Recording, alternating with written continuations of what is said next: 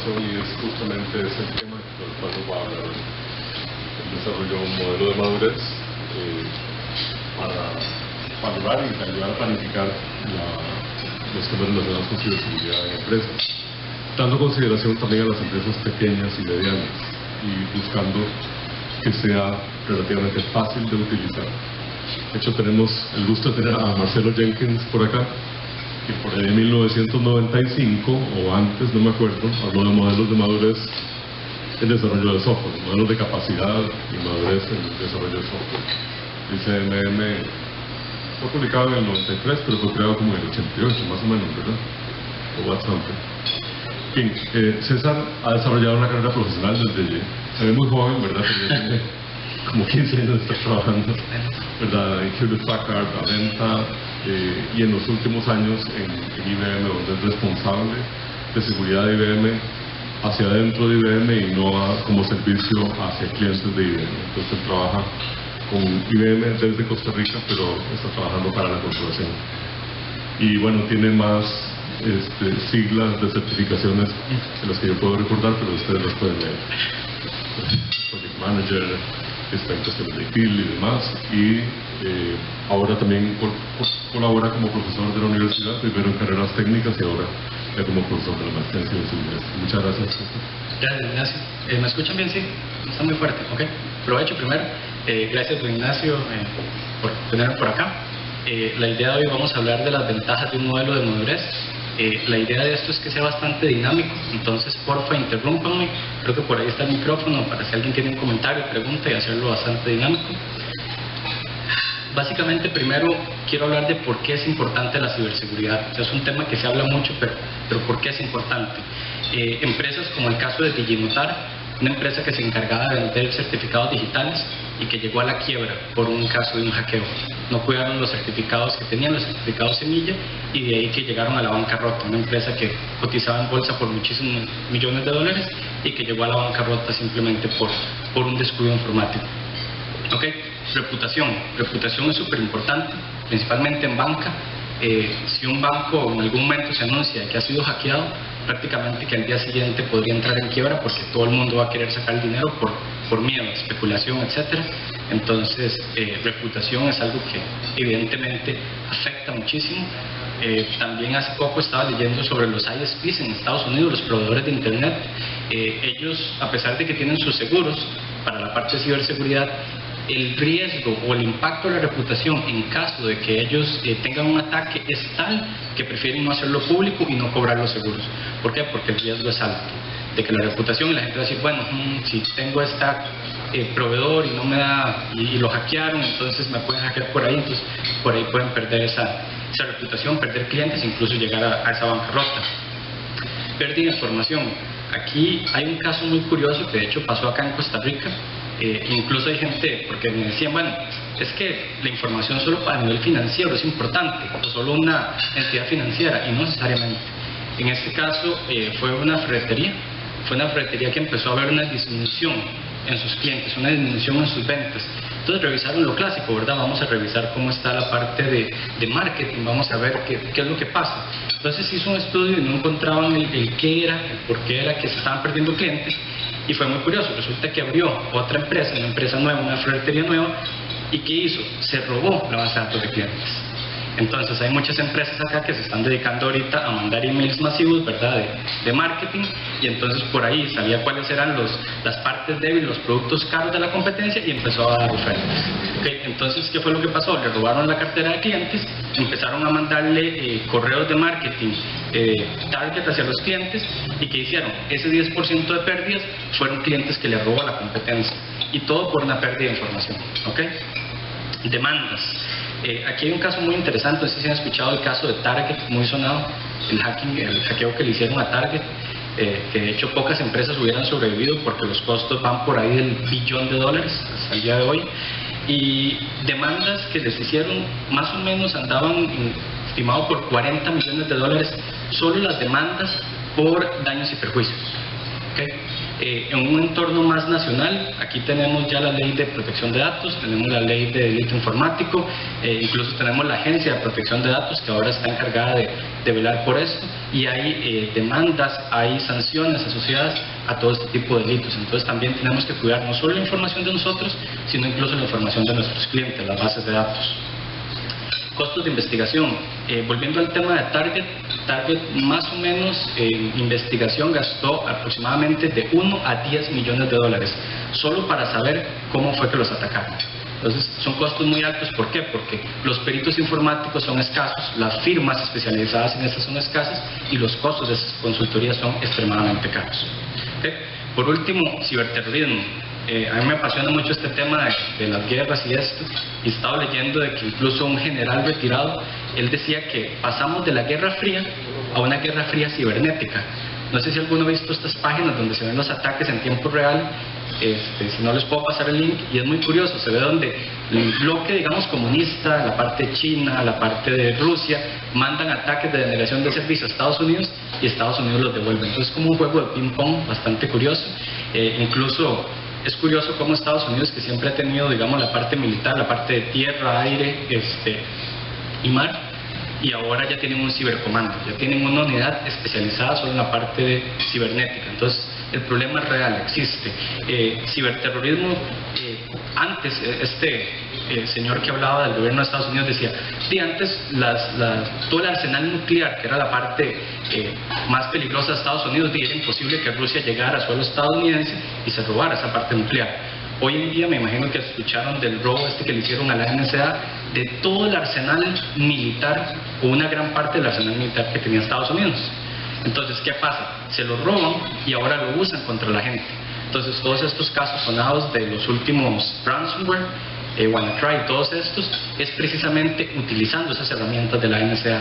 Entonces, como aquí el hecho de no tener o de descuidar esta parte, pueden usar las herramientas que usamos para ataque en contra de nosotros. ¿Okay? Ahora, ¿cómo empezar con ciberseguridad?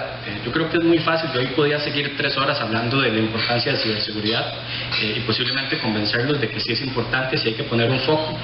Pero la pregunta es, ¿cómo empezar? Muchos gerentes dicen, bueno, ¿cómo empezamos? Ok, sí es un problema, sí es una realidad, pero ¿cómo podemos empezar a caminar en este mundo de ciberseguridad? Para mí la forma más fácil de explicar esto es con 3 preguntas muy sencillas. Primero, ¿dónde estoy? O sea, ¿dónde está mi empresa? Hacer un análisis de exactamente dónde estoy a nivel de ciberseguridad. Basado en ese análisis y haciendo un benchmark, una comparación con otras industrias o con la misma industria, ver a dónde quiero llegar, a dónde debería estar mi empresa. No es el mismo la calidad o el nivel de ciberseguridad de un banco a una empresa tal vez de manufactura. Entonces, hacer ese benchmark, ver a dónde quiero llegar y luego definir el cómo llegar ahí. Entonces, son 3 pasos muy importantes: dónde estoy, para dónde voy y cómo llego ahí. Y estas 3 preguntas, que para mí es la base para empezar en ciberseguridad, se pueden responder muy fácilmente con el empleo o con la implementación de un modelo de madurez en ciberseguridad. Ahora, ¿qué es un modelo de madurez? Aquí, como decía don Marcelo, que tiene bastante experiencia en esto, básicamente inició por ahí del año 87, 88, hace casi 30 años. Curiosamente empezó en la parte de software, pero ha tenido un auge, ha gustado bastante, tiene bastantes ventajas. Entonces, el modelo de madurez básicamente trata de analizar o de ver dónde está la empresa, analizar la madurez de la empresa en un área específica. Como les decía, originalmente empezó en el área de software, pero es muy curioso ver cómo otras empresas ya lo han empezado a adaptar para diferentes dominios. Vemos Deloitte en la parte de recursos humanos, Microsoft en la parte de proyectos. Entonces, es una herramienta que realmente nos permite conocer esa parte de la empresa, ¿okay? ¿Dónde estamos? ¿Para dónde vamos? ¿Cómo llegar ahí? ¿Okay? ¿Existen modelos de madurez en ciberseguridad? Sí existen, bueno, más o menos, y vamos a ver por qué. Parte de mi investigación de esa tesis de maestría fue investigar esos modelos que habían, ver qué hay en la calle, ver qué hay en el mercado. Aquí menciono tal vez los 5 más importantes, más sonados. Rapid7 es una empresa de consultorías de ciberseguridad en Estados Unidos. Ellos anuncian muchísimo este modelo de madurez que ellos tienen, pero es muy curioso. porque el modelo no se puede ver, no está disponible al público y prácticamente ellos lo que te dicen es que si nos paga una consultoría, nosotros le aplicamos el modelo de madurez. Entonces es como un gancho comercial, ¿verdad? Porque al final uno no sabe y no puede ver con anticipación qué es el modelo y ver si realmente es bueno o no es bueno. Ese es el mismo caso de la empresa Forrester. De hecho, Forrester le dice, bueno, si solo lo quieres ver y no me quieres pagar la consultoría, te lo vendo por $500. Entonces, obviamente no tenía $500 solo para ver qué tal era el modelo. El ISM3 fue un proyecto desarrollado por Lopen Group. El proyecto era bastante complejo, en realidad era un modelo bastante difícil de entender, bastante difícil de implementar y de hecho fue abandonado desde el 2011, no se volvió a actualizar. Pero hubo algo muy curioso, me encontré que hubo una persona, creo que es español, que curiosamente dijo, mira, el Open Group lo dejó ahí tirado, no lo uso más, y compró el dominio ism3.com y entonces él está dando consultorías en base a ese modelo, entonces, y nada tonto, ¿verdad? Aprovechó.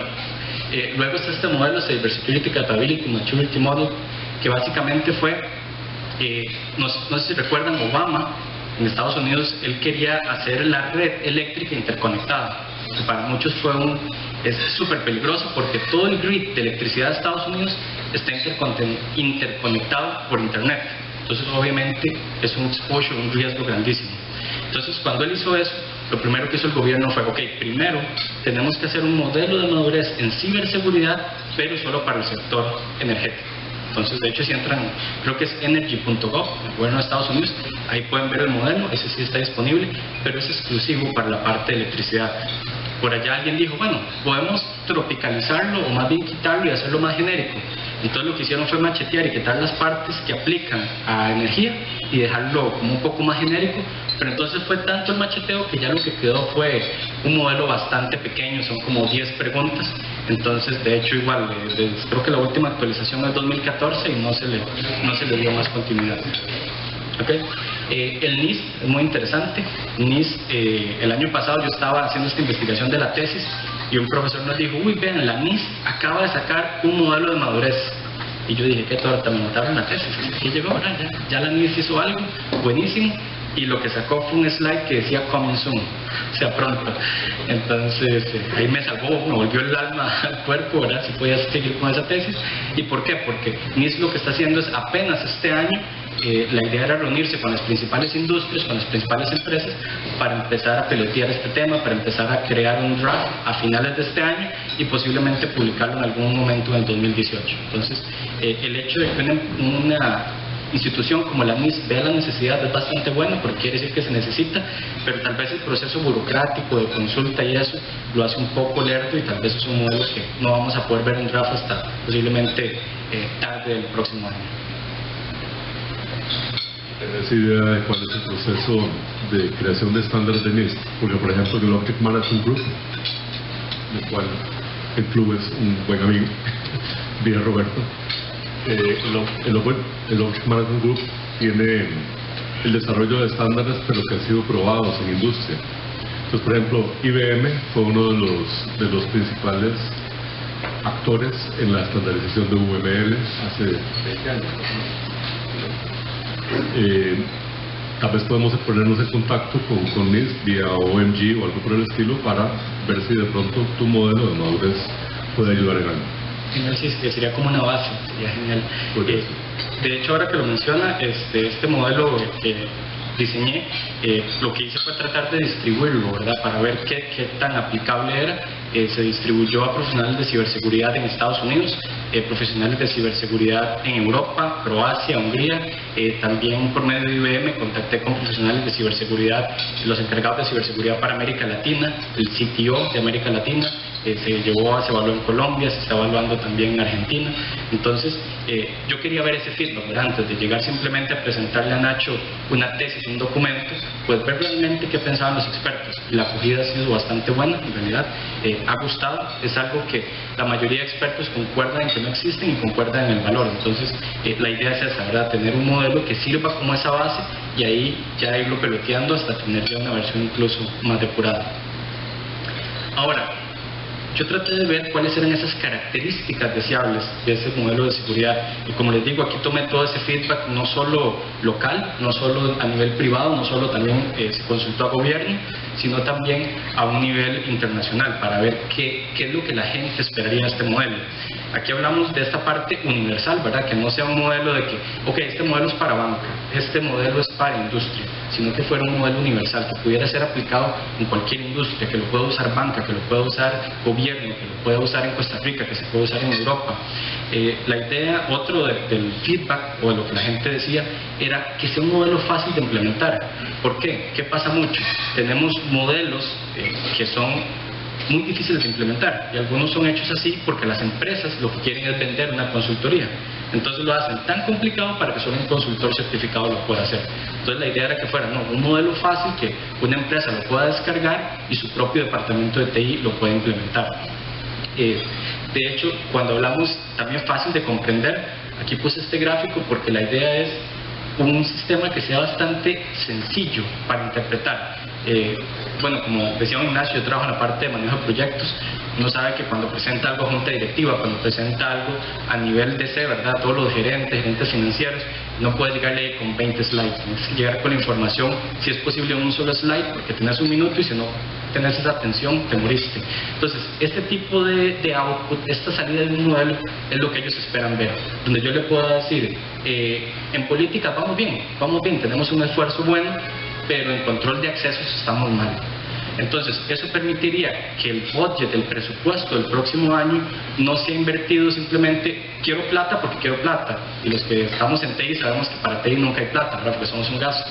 Entonces, parte de esto es demostrar que realmente hay un gap que hay que cubrir y en dónde realmente ocupamos ese presupuesto para iniciar.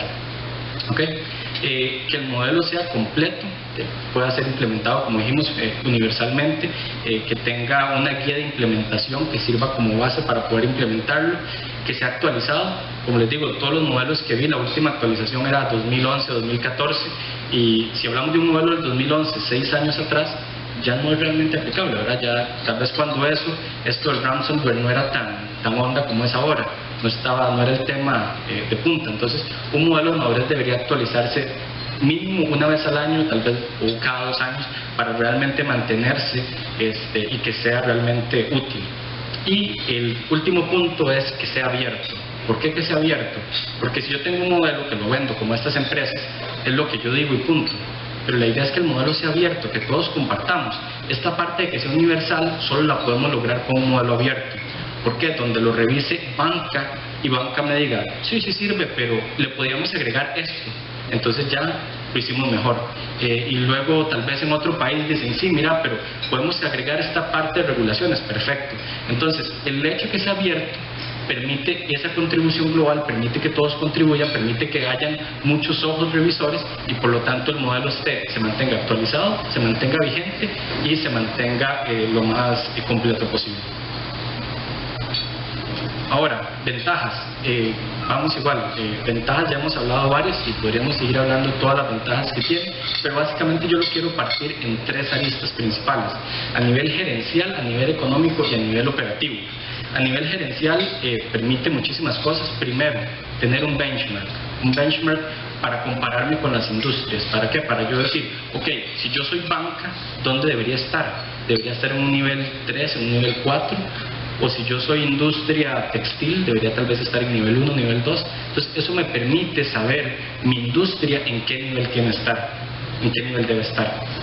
También me permite lo que sería presentar resultados a junta directiva. Para nadie es un secreto, a TI siempre cuesta mucho poder pedir dinero, cuesta mucho, siempre somos un gasto, entonces nunca hay presupuesto. Y si vamos más abajo y pedimos presupuesto para ciberseguridad, todavía menos, es casi nulo. Entonces, con este modelo y con gráficos como este de aquí atrás, nos permite realmente tener una herramienta para ir a pedir presupuesto. No es simplemente pedir presupuesto porque quiero un IPS, quiero un IDS, porque es muy bonito, IBM me ofreció un sistema chusísimo. Si no es, tal vez eso es muy bonito, pero realmente lo que yo ocupo es control de accesos, o realmente la parte que yo ocupo enfocarme es educación, ¿verdad? Es una de las partes más importantes y que por lo general se deja siempre de un lado. A nivel económico, disculpe, a nivel económico está toda la parte de lo que es ese retorno de inversión. Me entrevisté con varios gerentes de TI encargados de ciberseguridad de varias empresas y lo que me decían es, bueno, el presupuesto que tengo me alcanza para mantener actualizado el IPS o el IDS o el firewall, o tener ahí un par de chavalos que lo que hacen es investigar los incidentes. Pero realmente, tal vez ese no es el nicho. ¿Por qué? Porque tal vez el gerente general destinó $10,000, $100,000 para ciberseguridad ese año, pero al final lo hackean. Entonces el gerente va a decir, ¿pero qué pasó? Yo destiné el presupuesto, ¿por qué nos atacaron? Pero tal vez clásico, ¿verdad? Tenemos un equipo genial y tenemos un montón de equipo de firewall, IPS, etcétera, pero resulta que nos encontramos que alguien tiene aquí el password con un post-it, ¿verdad? Entonces simplemente llegaron, lo vieron y se metieron. Entonces, realmente es esas ventajas económicas de ver dónde los colones valen más, dónde podemos hacer que esos dólares de inversión realmente nos den un retorno. No simplemente meterle en TI. Nos gusta mucho la parte tecnológica, y qué chiva el nuevo sistema y pasémonos a la nube, pero descuidamos esa parte, ¿verdad? De la parte de educación, de la parte de las políticas, y es una parte súper importante, y este modelo nos da la visibilidad para ver eso.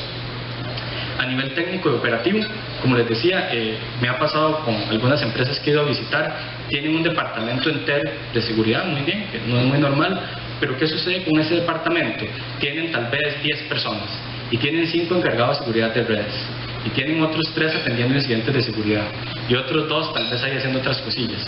Y vamos al mismo ejemplo, llega alguien con ingeniería social y se metió y se llevó todo. Entonces, un ataque de phishing. Entonces vamos al mismo.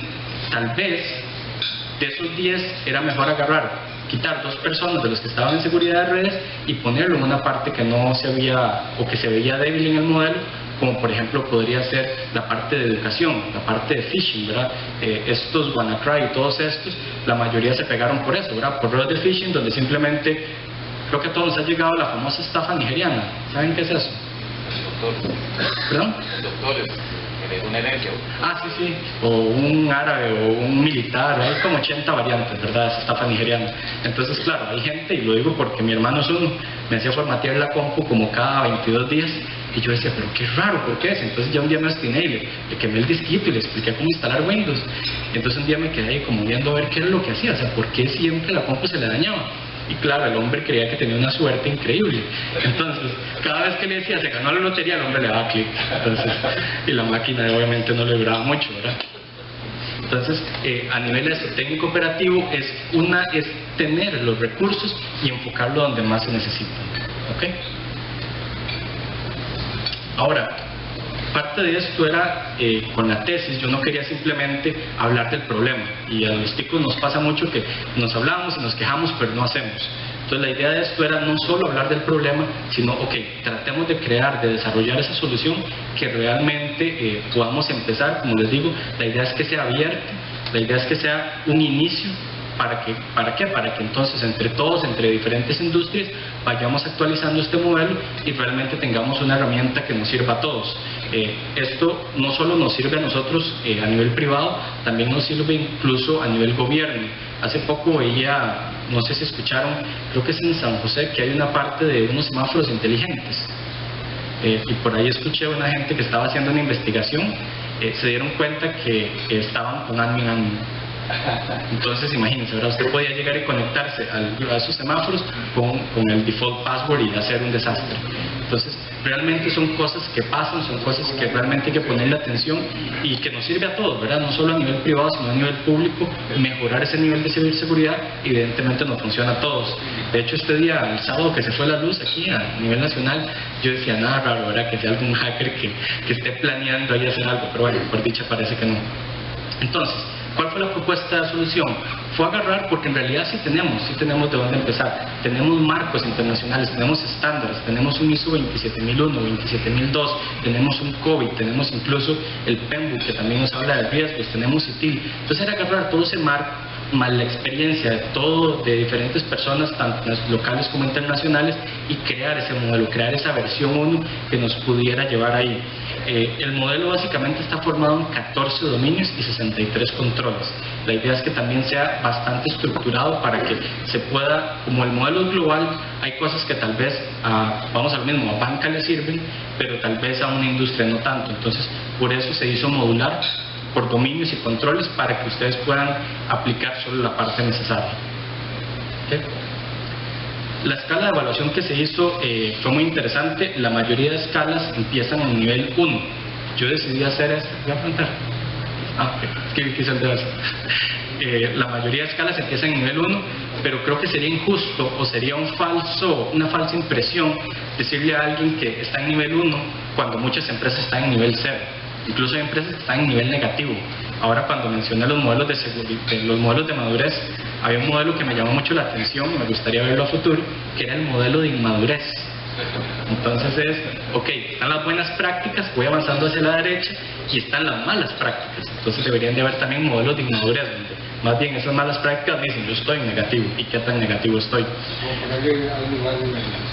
Como ponerle a los semáforos, exactamente. Entonces, básicamente, para no crear esa falsa ilusión de, no, estoy en nivel 1, estoy bien, cuando en realidad no tienen nada de ciberseguridad, empezamos con un nivel 0, que no tiene nada, es inexistente. Y esto lo amarramos con riesgos, entonces ahí podemos hablar de que el nivel de riesgo es muy alto. Luego hablamos que básicamente un nivel 1 es cuando estoy en proceso. Ya vi que necesito crear algo, ya veo que necesito empezar, por ejemplo, creando políticas. Las estoy creando, se lo reconoce como un nivel 1, ya está trabajando en eso. Y sabemos que a veces las empresas no es que decimos, bueno, vamos a crear las políticas y están listas mañana, puede ser un proceso de años. Entonces por eso se reconoce como un nivel 1, ya estar trabajando en eso. Un nivel 2 es cuando ya están definidas. Ya tengo todas las políticas que necesitamos, ya tengo todos los sistemas que se requieren. Eso es un nivel 2. Sin embargo, pasa muchísimo, y no sé cuántos han visto, que las políticas están guardadas ahí como en el sótano y nadie sabe dónde están, cómo están y cuál es la última versión. Entonces, no es solo tenerlas, es también actualizarlas, y aquí el término que uso es culturalizar. Hay muchas empresas donde ya la seguridad es una cultura, donde ya no puedes dejar la compu desbloqueada, no puedes tener papeles por ahí, etcétera. Entonces ya la gente vive esa cultura.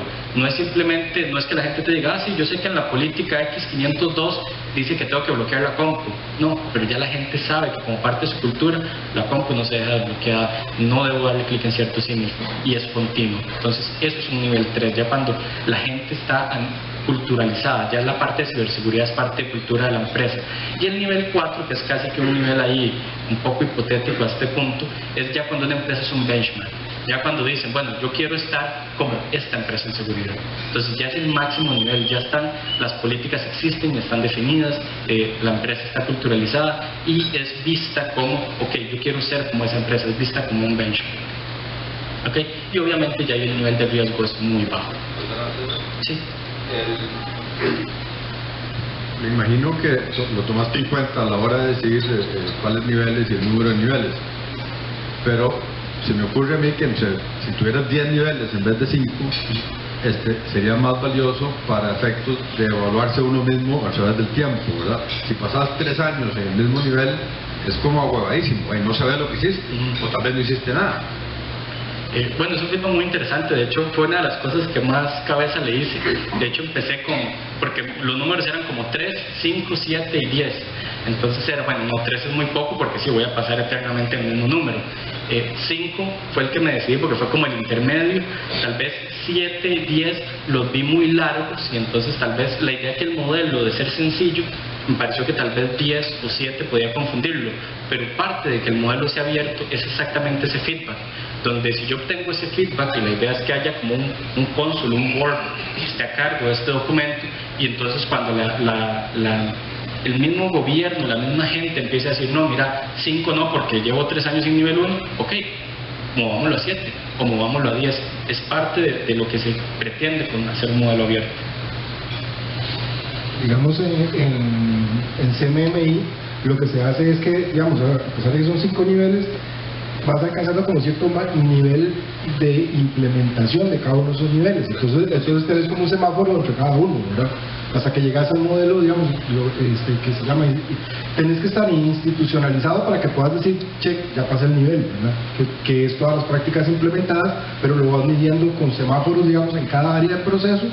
Y entonces sí ves un avance, digamos, a pesar de que puede durar 2 años en avanzar, sí ves si vas pasando de amarillo a verde claro, verde oscuro, hasta que estés con todo en verde oscuro, como para poderte evaluar. Hasta que estás en el mar celebrando.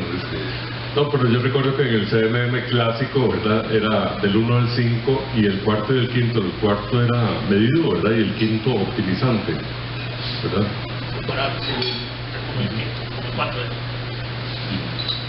Perfecto. Ok, ahora vamos a ir viendo el modelo per se.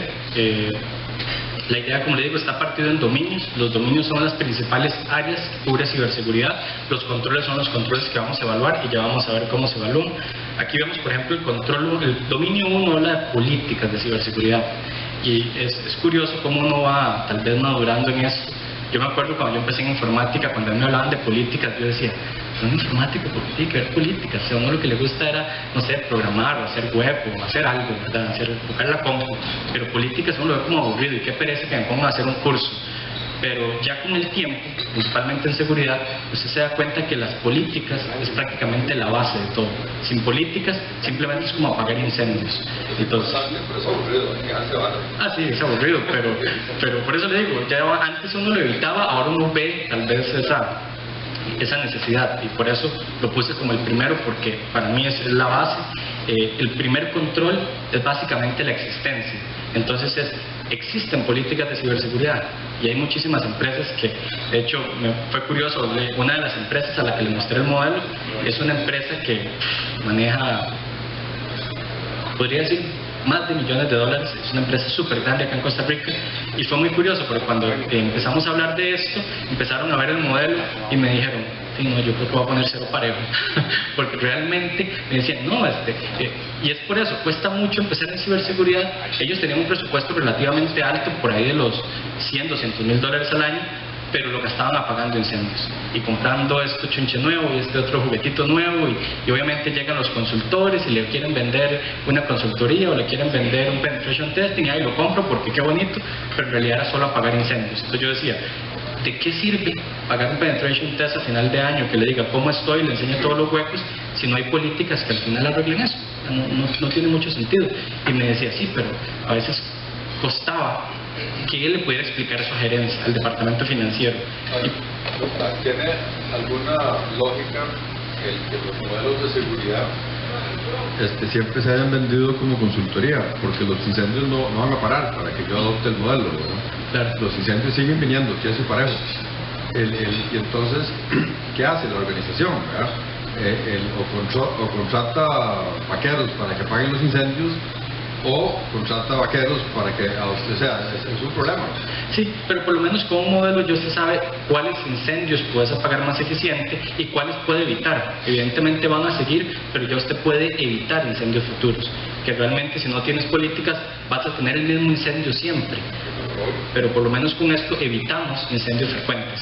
Es esa reducción que se quiere. Luego en políticas es, ok, tenemos políticas. El segundo es diseño de las políticas. Entonces, realmente quién diseña las políticas. Y es muy curioso porque pasa mucho donde empresas que tienen una persona encargada de ciberseguridad y él dice, yo diseño todas las políticas de ciberseguridad. Y usted coordina con recursos humanos, y usted coordina con los otros departamentos para ver si realmente esas políticas son funcionales. Porque parte de lo que hace esas políticas aburridas es que las hace una persona que no consulta y tal vez no aplica. Entonces es una política que tiene 80 excepciones, entonces en realidad no le aplica a nadie.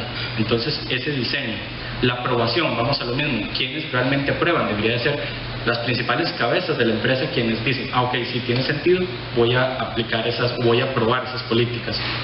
La actualización, vamos a lo mismo, por ejemplo los modelos, 2011, eso ya está totalmente desactualizado.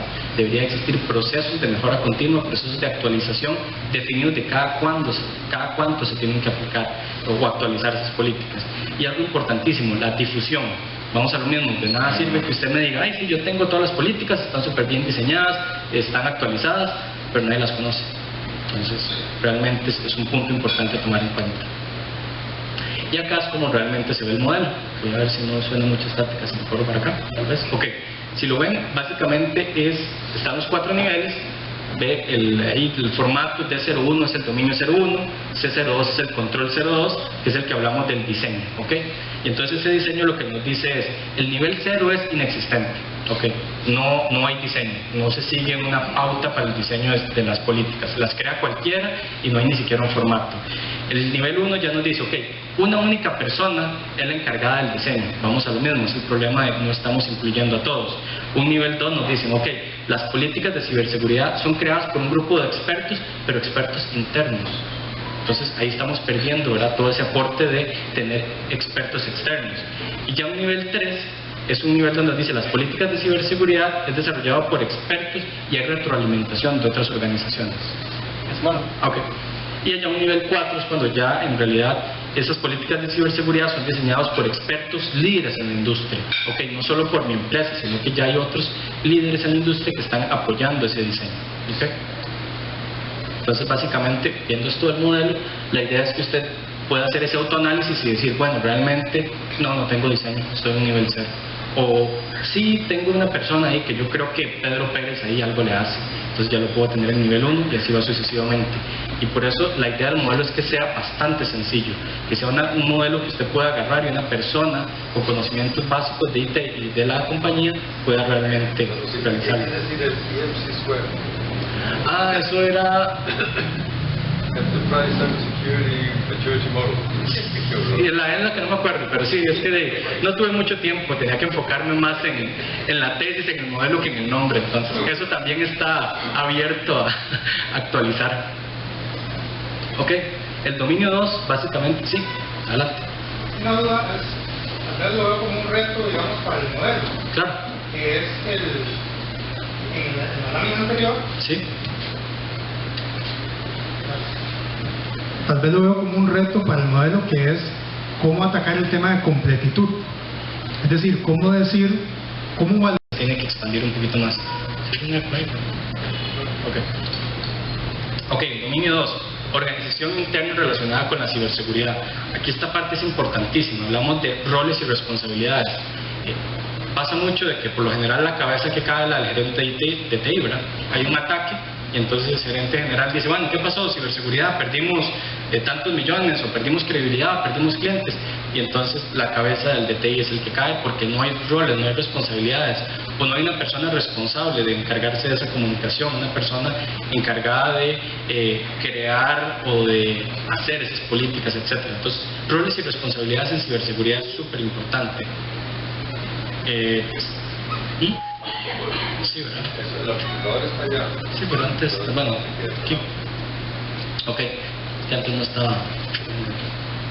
Ok, segregación de funciones. Segregación de funciones. No, ok.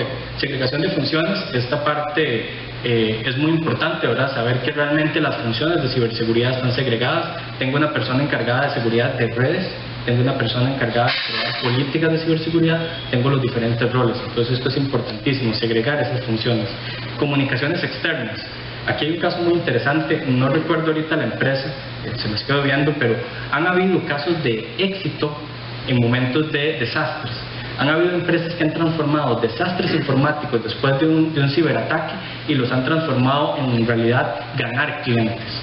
¿Y esto cómo se logra? Teniendo una persona encargada de comunicaciones externas. ¿Por qué? Porque esto es de mucho cuidado. No es que nos hackeen y automáticamente hay entrevista al gerente de TI que tal vez no es muy bueno para hablar y entonces dice, mira, sí, y yo creo que se nos metieron a la base de datos de clientes. Y ahí están los números de cédula, sí, correos, eso, qué torta, ¿verdad? Y entonces, claro, toda la gente salió corriendo. Han habido casos de éxito donde hay una persona encargada de comunicaciones que es experto en el tema, que sabe cómo maquillarlo, cómo decirlo bonito y realmente decir, bueno, sí, lo que pasó fue X, pero ya hicimos A, B y C para remediarlo. Y ya garantizamos que los usuarios están cubiertos con una póliza de aquí y allá y convierten ese problema, ese desastre, en más de un caso de éxito. ¿Por qué? Porque la gente más bien dice, mira, esta empresa es honesta, nos dijo lo que pasó, está tomando cartas en el asunto. Entonces, tomaron un desastre más bien en crear fidelidad de parte de los clientes. Entonces, por eso las comunicaciones externas son súper importantes. Ciberseguridad en la gestión de proyectos. Esa es una parte interesante. Yo trabajo mucho con proyectos y realmente no se maneja, no se ve. Y es algo que de hecho a nivel del PMI, del Project Management Institute, se ha dado mucho feedback. Hay muchísimos foros pidiendo que por qué no se mete como un área de conocimiento ciberseguridad, que es tan importante en los proyectos. Bueno,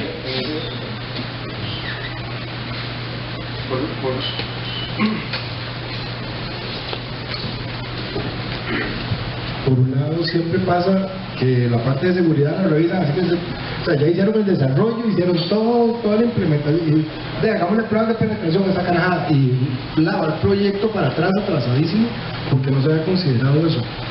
El modelo CMMI está cambiando y viene una evolución nueva para el año entrante probablemente, y sí están incluyendo, digamos, de que se metan la parte de seguridad dentro, integralmente dentro del proceso de desarrollo.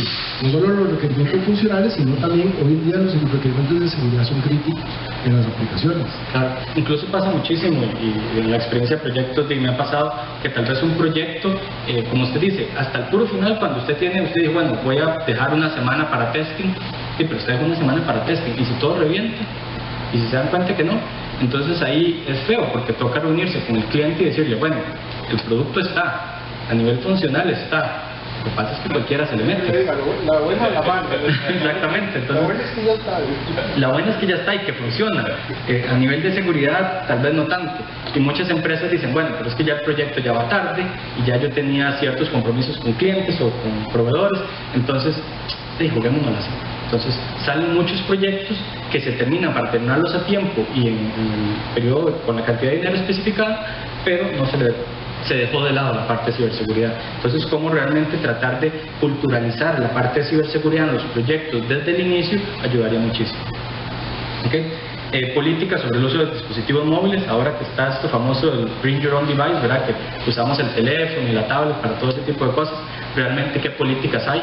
Han pasado en Estados Unidos muchísimos casos donde estamos usando la tablet tal vez para cosas de trabajo, Bring Your Own Device, y tal vez el carajillo ahí, vamos a lo mismo, ¿verdad? Está metiéndose en juegos gratis, y por ahí vienen todos los virus, y por ahí es donde entran al final la empresa. Entonces es súper importante tener esta parte. Y también las políticas de teletrabajo, ¿verdad? Esta parte es súper importante a nivel de ciberseguridad, porque de ahí muchas cosas que manejamos son confidenciales de la empresa. Entonces una política de ciberseguridad enfocada al teletrabajo también es súper importante. ¿Okay? Aquí vemos el de roles y responsabilidades, que básicamente nivel 0 es no existen roles y responsabilidades, no hay personas asignadas. En nivel 1 sí hay evidencia de que hay algunas personas que tienen algún rol de ciberseguridad, no está muy definido, pero yo sé que ahí Pedro algo le hace. No se llama Pedro, va a cambiar de nombre entonces. Y luego a nivel 3 existen algunos roles y responsabilidades definidos. Ya a nivel 4 todos los roles están definidos, ya tengo a la empresa cubierta. Y ya el nivel 4, que es el último, los roles y responsabilidades están definidos y están basados en un estándar internacional. Ya no solo yo creo que son los mejores, sino que un estándar me respalda de que realmente esos roles y responsabilidades son como tienen que ser. En este caso particular, ¿existe un estándar? No. Entonces, aparte de lo bonito de ciberseguridad, es que es algo en evolución. Por ahí un día alguien me dijo algo que yo nunca entendí, me dijo, es que ciberseguridad es aburrido. Y yo dije, no, ciberseguridad es todo menos aburrido. O sea, ciberseguridad se está inventando. La ciberseguridad es algo que está, y hay muchas cosas que no existen y toca crearlas. Entonces, definitivamente, esos estándares deberían de crearse en algún momento, o existe la necesidad de crearlos. Hay un asunto, me imagino que es como la cultura de la empresa, ¿verdad? Algunas empresas que son muy... algunas empresas que son muy paranoicas, el encargado de ciberseguridad tiene mucho poder. Entonces cosas como dispositivos móviles y teletrabajo sencillamente no se hacen. Correcto. Porque, o sea, la manera más fácil de administrar el riesgo es eliminarlo. Y entonces al carajo con el cliente, al carajo con todo el mundo, sencillamente no se hace, ¿no? Pero se pone a la organización en un punto muy jodido, ¿no? Porque el gerente general no le puede pasar por encima más de ciberseguridad, porque ¿qué pasa si después hay una torta? Claro. Esa administración del riesgo, ¿usted quién va a asumir el riesgo? A ver, si agarra una mesa y a ver, ¿quién de ustedes firme? ¿Quién va a firmar? ¿Ustedes firman? Bueno, yo lo dejo, perfecto. Ponemos teletrabajo, dispositivos móviles, lo que usted quiera. ¿Quién asume el riesgo? Y ahí se para todo. sobre todo en el sector público. Ahí absolutamente se para todo y no pasa nada. Y es que en ciberseguridad no existe un cero absoluto. O sea, no hay, es imposible que si yo soy el gerente de TI y usted es el gerente general y me dice, usted, César, me garantice que si usamos Bring Your Own Device no nos van a hackear. ¿No? Es imposible, no puedo garantizar eso. Puedo minimizar el riesgo, puedo aplicar políticas, controles, procedimientos para minimizar ese riesgo, pero realmente eliminar el riesgo es imposible. Entonces sí, a veces es ese juego de la paranoia de lo implemento o no, ¿verdad? Pero es también, ponen a veces ser muy paranoico, pone en riesgo a la empresa a nivel de competitividad. Sí, claro. ¿Ok? Y aquí hablamos de la ciberseguridad en proyectos, que era lo que mencionábamos antes, ¿verdad? Que a nivel 0 no hay evidencia de que se use ningún enfoque. A nivel 1 habla de que la ciberseguridad solo se analiza en algunos proyectos.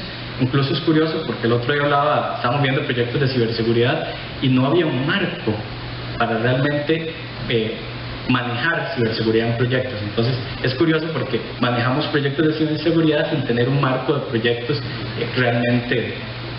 Hay una recomendación publicada, es un libro de hecho por Microsoft en el año 2006 o 2007. Yo te puedo conseguir los datos bibliográficos completos, pero eso se usa en uno de los cursos de la maestría. Ok, perfecto. Es un modelo de ciberseguridad para proyectos. Como en proyectos de desarrollo de software, ok, como incluirlo desde los requerimientos, pues, es decir, security by construction.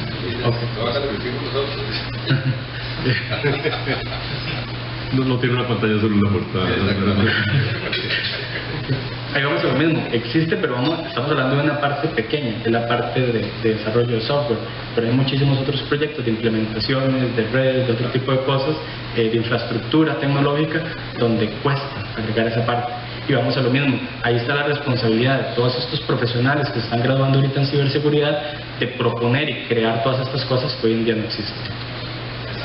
Sí, adelante.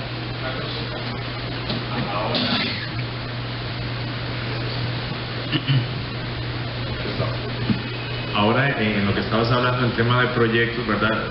La forma tradicional de trabajar es que existe un grupo de seguridad que se encarga de hacer la evaluación de infraestructura, no sé, pasarlo en checklist de seguridad a los diferentes tipos de proyectos.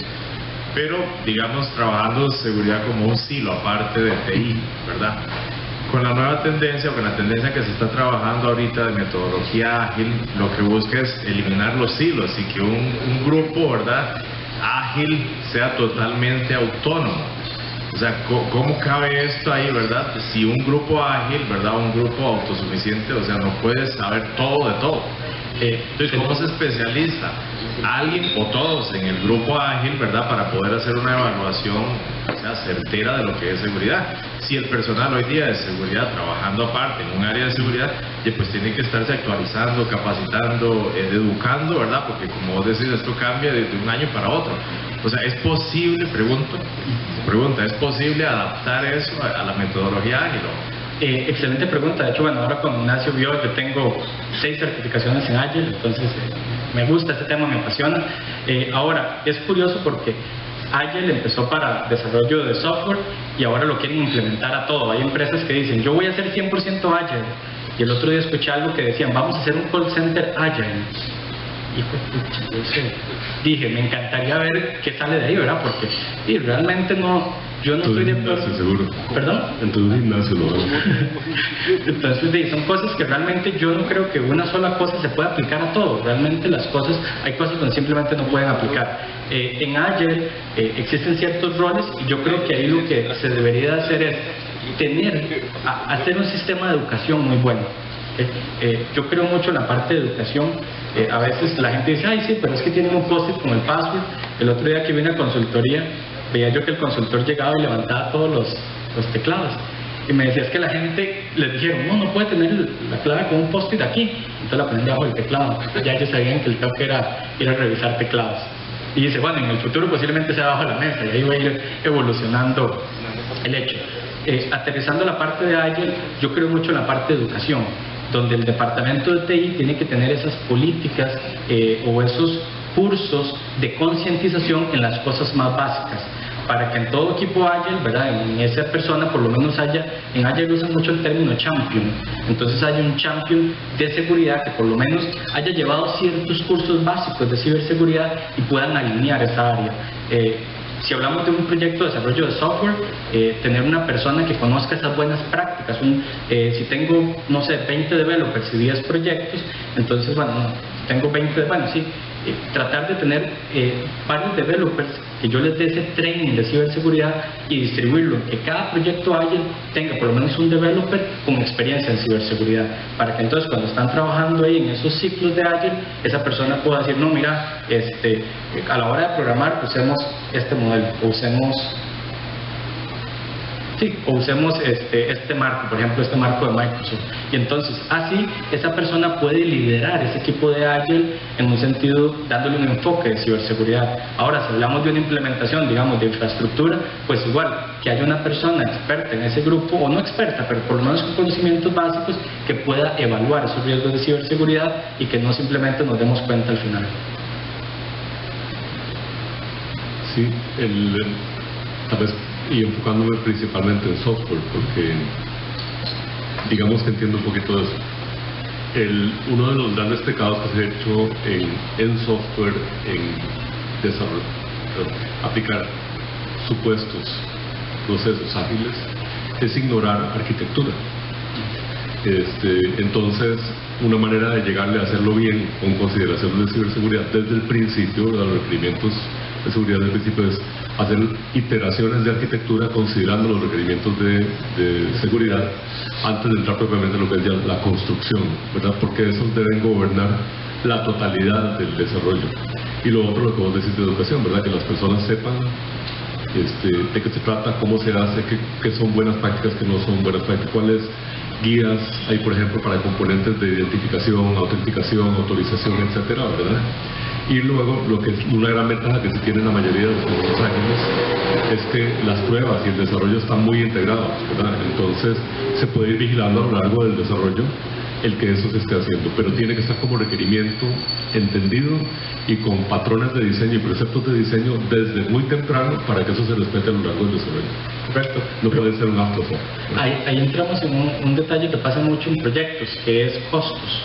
Obviamente, que yo le respondí al compañero, esto de entrenar a esta gente va a tener un costo para la empresa. Entonces, mis proyectos posiblemente sean más costosos. Son más seguros, pero son más costosos, porque gasté en esa parte de... No, también don Marcelo Jenkins nos habló de eso. La no calidad es más costosa que la calidad, en general. Y en particular aquí también, ¿verdad? O sea, estás construyendo. Entonces, ese hecho de que sea más costoso, obviamente hace que las empresas, por lo general, digan, no. Entonces, tal vez usted se reúne con el cliente, el PM, y están viendo todos los requerimientos, y uno le dice, bueno, pero sería importante que esa infraestructura ahí, evaluar los riesgos de ciberseguridad. ¿Eso tiene un costo? De sí, eso le va a agregar 10 horas más. O tengo que poner una persona especialista en ciberseguridad, o tengo que entrenar a una persona de ese equipo en ciberseguridad. La verdad es que en esa aplicación sí ya no tiene que ser tan importante, entonces ya automáticamente quitan ciberseguridad en proyectos. Entonces, algo también de cultura.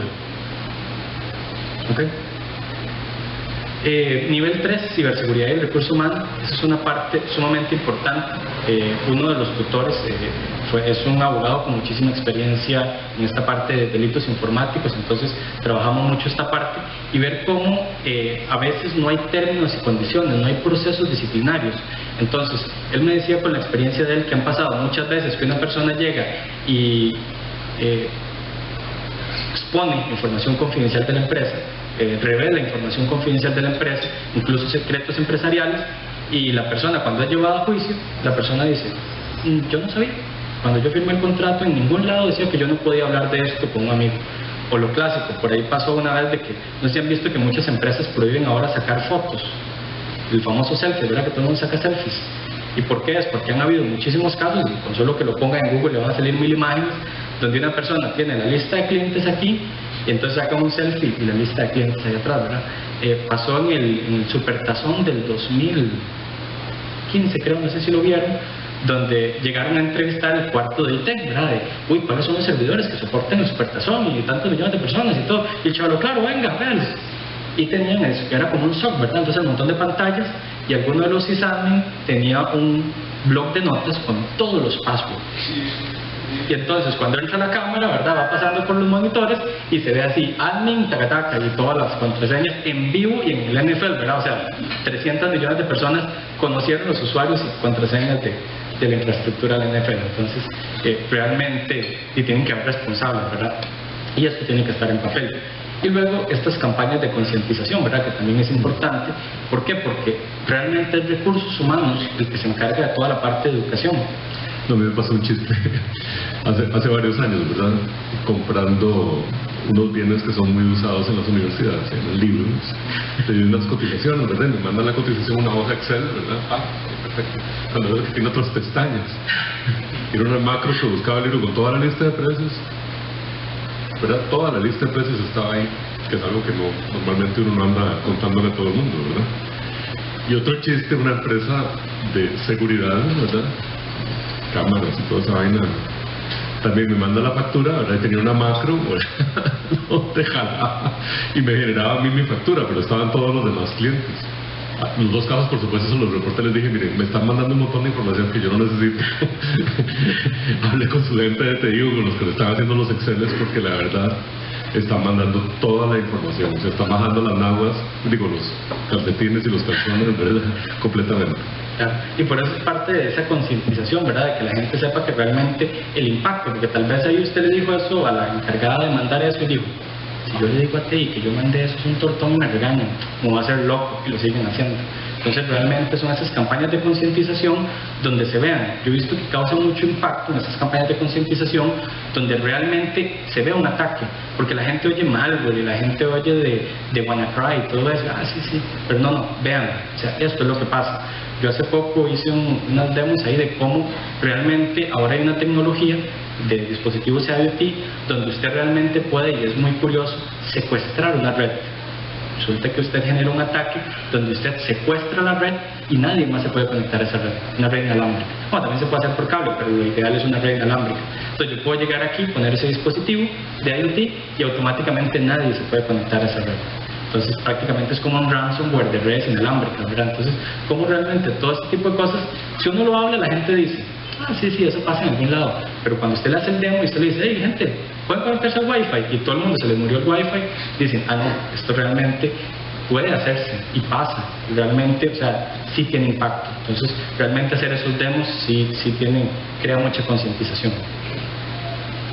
Ok, manejo de activos. En TI cuesta mucho ver inventarios y a veces los equipos no se manejan bien. El otro día vi un caso muy interesante donde resulta que una empresa china estaba comprando impresoras usadas en Estados Unidos, principalmente el gobierno. Y entonces en Estados Unidos hay muchas políticas de toda la parte de devolver equipo, la parte del reciclaje, ¿verdad? Entonces más bien tienen que pagar porque alguien se lleve esas impresoras de red. Entonces una empresa china llega y les dice, no, yo le doy $10 por cada una. No me va a cobrar, ¿no? Y genial, entonces las empezaron a llevar. Resulta que por ahí alguien dijo, sí, investiguemos, ¿verdad? ¿Para qué? ¿Cómo es posible que esa empresa sobreviva? O sea, ¿cuál es el negocio? Entonces se dieron cuenta que ¿qué es lo que hacían? Agarraban, y obviamente por ser de red tienen una memoria flash. En esa memoria, que pueden ser 20 megas, estaban los últimos 20, 40 documentos confidenciales que se imprimieron en esa impresora. Entonces todos los secretos del Departamento de Estado, que están súper bien guardados, están ahí y ahora lo tienen los chinos. Entonces, como realmente el manejo de activos es importante. Y esta empresa tenía todo su sistema de destrucción de discos duros y manejo de información, pero de nadie se imaginó por ahí de las impresoras, ¿verdad? Entonces, como realmente tenemos que tener inventarios es importante. Y el segundo, que básicamente es cómo se devuelven esos activos. Hay empresas, y es curioso porque uno dice, en realidad, o sea, en serio no saben, hay empresas que compran computadoras o reciben computadoras y las revenden, ¿verdad? Segunda. Entonces yo le pregunto, ¿y qué proceso hacen ustedes con los discos duros? Yo los formateo. Y ya, yo sí formateo Windows. Entonces le digo yo, saqué un softwarecito gratis de esos Recubo ahí que llega y empieza a analizar el disco. Y le digo yo, vea todos los datos del cliente anterior aquí. Mira, yo no sabía que se podía hacer. Entonces realmente, o sea, tiene que haber una política de esas devoluciones de activos, cómo realmente se borra esa información de forma segura, cómo realmente se desechan. Hay empresas que dicen, no, esa máquina ya se quemó y simplemente la regalan, y no hay realmente una política de cómo se devolvió, cómo se aseguró que la información que esté ahí no sea realmente rescatada o utilizada por alguien más. Luego está la parte de clasificación, etiquetado y manejo de la información. Luego la política de almacenamiento seguro de datos. ¿Cuáles datos realmente necesita mi empresa proteger y cómo los voy a proteger? Voy a usar encriptación y vamos a ver mismo. Hay empresas que dicen, sí, claro, yo tengo todo encriptado y usan un mecanismo de encriptación totalmente obsoleto que es quebrable. Entonces, realmente no ayuda mucho. Y luego los controles que tenemos, en controles me refiero a controles y herramientas para el almacenamiento seguro de esos datos. Y luego la política de destrucción de información. El dominio 5 básicamente habla de control de accesos, que lo veíamos antes. Existe una política de control de accesos, existen registros de control de acceso físico y lógico, sistemas y procedimientos para la administración de usuarios, también súper importante. Luego, hablando de una política de contraseñas, a veces la gente dice, sí, por ejemplo, para Windows yo nada más ahí pongo Windows de que pida por medio del Active Directory, que me pida que la contraseña sea 8 dígitos, etcétera. Pero hay sistemas que no permiten eso, principalmente sistemas legacy y los más importantes, servidores. Entonces se ha descubierto, y yo trabajo mucho ese tipo de proyectos donde hay un servidor que está corriendo información tal vez bancaria y esos sistemas corren por años. Entonces, mientras no se caigan nadie los toca. Y tal vez hace 10 años el usuario administrador creía que poner admin 123 o usar una arroba en vez de una A era totalmente seguro. Entonces ya hoy en día no es seguro. Entonces, cómo realmente esa política de contraseñas mantenerla actualizada y mantener actualizados los servidores y los equipos en base a esas políticas. Con el cambiante del poder de computación que hay una página muy interesante, la pueden ahí buscar por internet, no recuerdo el nombre, que te dice, con el nivel de computación, usted puede poner el procesador con un Core i3 o con un Core i7, con tanta RAM, que de hecho para quebrar contraseñas se usan mucho las tarjetas de video, que tienen mucho poder de procesamiento. Entonces básicamente dicen, ¿cuánto tiempo se ocupa para realmente quebrar esa contraseña? Entonces, hace unos años se decía, 8 caracteres es suficiente porque se ocupan 20 años para romperlo. Ya 8 caracteres con el poder de computación actual, ya posiblemente se pueda romper. Si son solo 8 caracteres, sin contar números, yo creo que incluso teniendo caracteres especiales, 8 caracteres se pueden romper, creo que en 2 meses más o menos con fuerza bruta. Ahí en el control 4, ¿qué tan profundo lo ves en temas de decisión de administración de la identidad? Porque podría verse la identidad, ¿verdad?, como un único usuario, ¿verdad?, o como un acceso al directorio activo, ¿verdad?, digamos que es la columna vertebral, o podría verse tan grande como todos los accesos que tiene el colaborador en todos los sistemas de la organización. De hecho, usted acaba de tocar uno de los puntos que hace poquito me reuní con un gerente a hablar de eso mismo, porque a veces una persona tiene N System IDs, ¿verdad? O sea, yo tengo mi usuario y contraseña, pero manejo 20 System IDs de diferentes servidores, porque le doy soporte a esos servidores. Es una pesadilla para un gerente cuando esa persona cambia de rol. Muchas veces, si usted no reportó esos IDs, los IDs quedan ahí fantasmas y quedan para siempre ahí. Entonces, cuando yo hablo de sistemas y procedimientos para la administración, es tener ese tipo de sistemas que ya existen, solo que son un poco caros, que realmente asocien siempre a la persona con esos IDs. Entonces, cuando usted se movió, le llega un correo a su manager diciéndole, hey, todos estos IDs de esta persona ya no los va a necesitar, entonces bórralos, haga un procedimiento de borrado. Pero muchas empresas hoy en día, la persona tenía 20, usted tal vez hoy soporta sistemas Windows y tiene 20 System IDs y se mueve ahora a soportar Unix, dejó de usar esos se quedaron ahí fantasmas y ahora tiene otros 20 System IDs en Unix. Y entonces luego usted renuncia a la empresa y quedaron 40 System IDs ahí. ¿Por qué? Porque por lo general recursos humanos, que es el que se encarga del offboarding de las personas, simplemente lo que hacen es borrar su usuario. Pero esos System IDs que son muy techis, ellos por lo general no los ven. Pero es más rudo tener eso que tener una política de contraseña. ¿Perdón? O sea, es más rudo tener ese nivel de control, de gestión de identidad, ¿verdad?, transversal, a tener una política de contraseñas, porque realmente una política de contraseñas se setea en los diferentes sistemas. Mientras que eso, o se hace una inversión de millones de dólares, sinceramente, para homologar todos los sistemas, o es un proceso, ¿verdad?, interno de desarrollo de años. ¿Verdad? Correcto. De hecho, parte, lo que yo mencionaba, que el modelo es modular, para la redundancia, es para eso.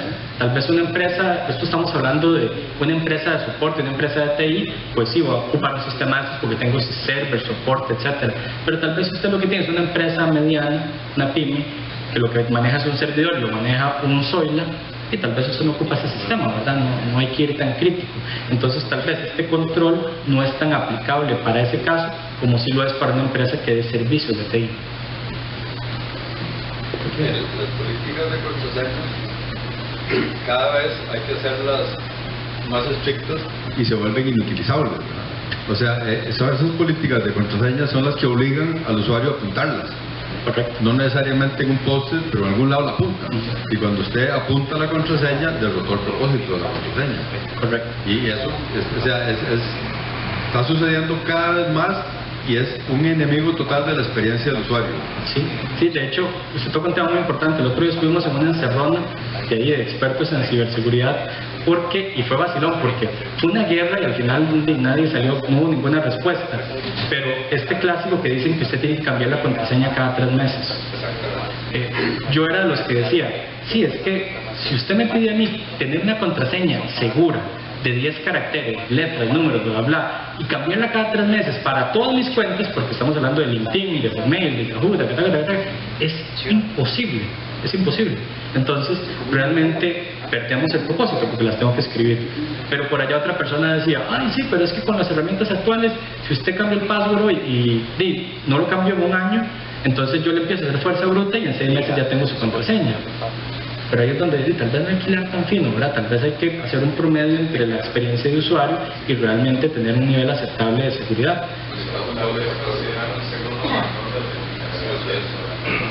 Sí, de hecho, autenticación multifactor es uno de los principales soluciones. De hecho, con este Google Authenticator, que es gratis, es una ventaja también bastante útil, pero no todos los sistemas aceptan ese multifactor. Pero lo ideal sería usar multifactor, pero sí, mientras no exista, no se pueda implementar ese multifactor, que de hecho, por ejemplo, el otro día estaba viendo investigaciones de varias universidades que todas estas, los biometrics, ya todos se pueden romper.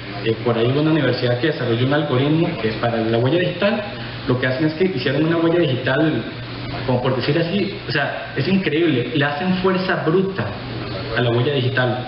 Entonces, la huella digital, ¿cómo funciona? Son por los puntos, ¿verdad? La suya está un poquito más doblada antes, etcétera. Entonces, ¿qué hacen? Hicieron una huella estándar y luego lo que hacen es fuerza bruta. Y entonces lo que empieza es a cambiar los puntos, a mover hasta que hizo un match. Entonces, realmente ya hasta ese tipo de cosas que se creían súper seguras, ya no son tan seguras, ya se les puede hacer fuerza bruta. Solamente para...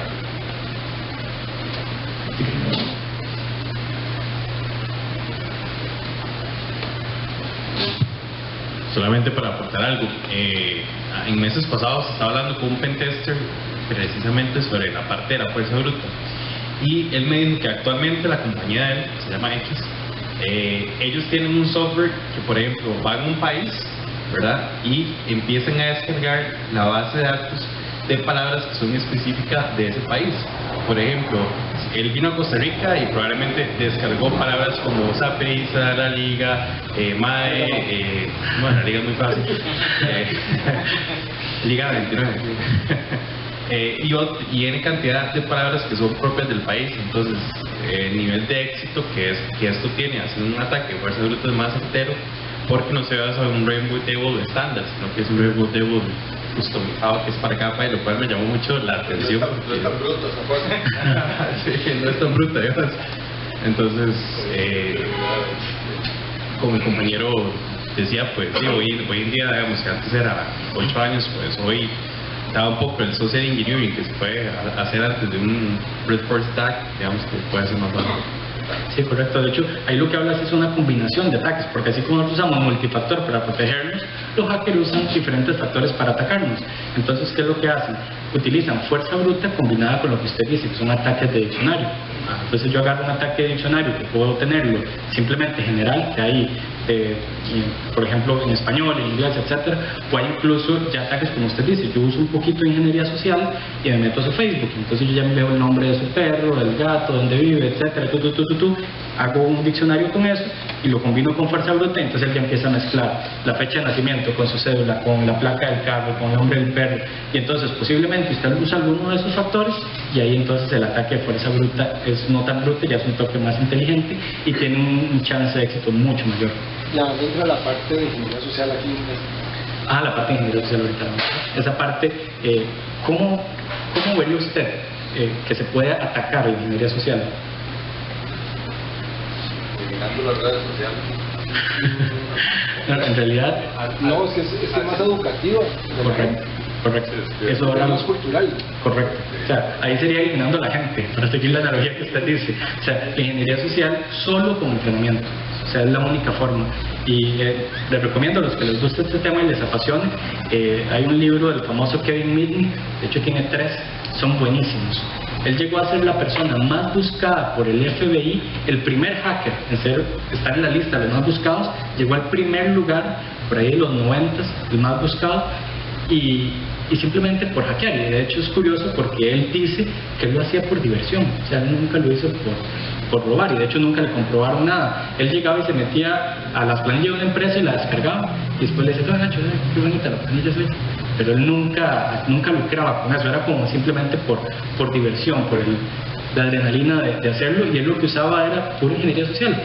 Entonces es muy interesante como con ingeniería social pura usted puede llegar a ser el más buscado, ¿verdad?, del FBI.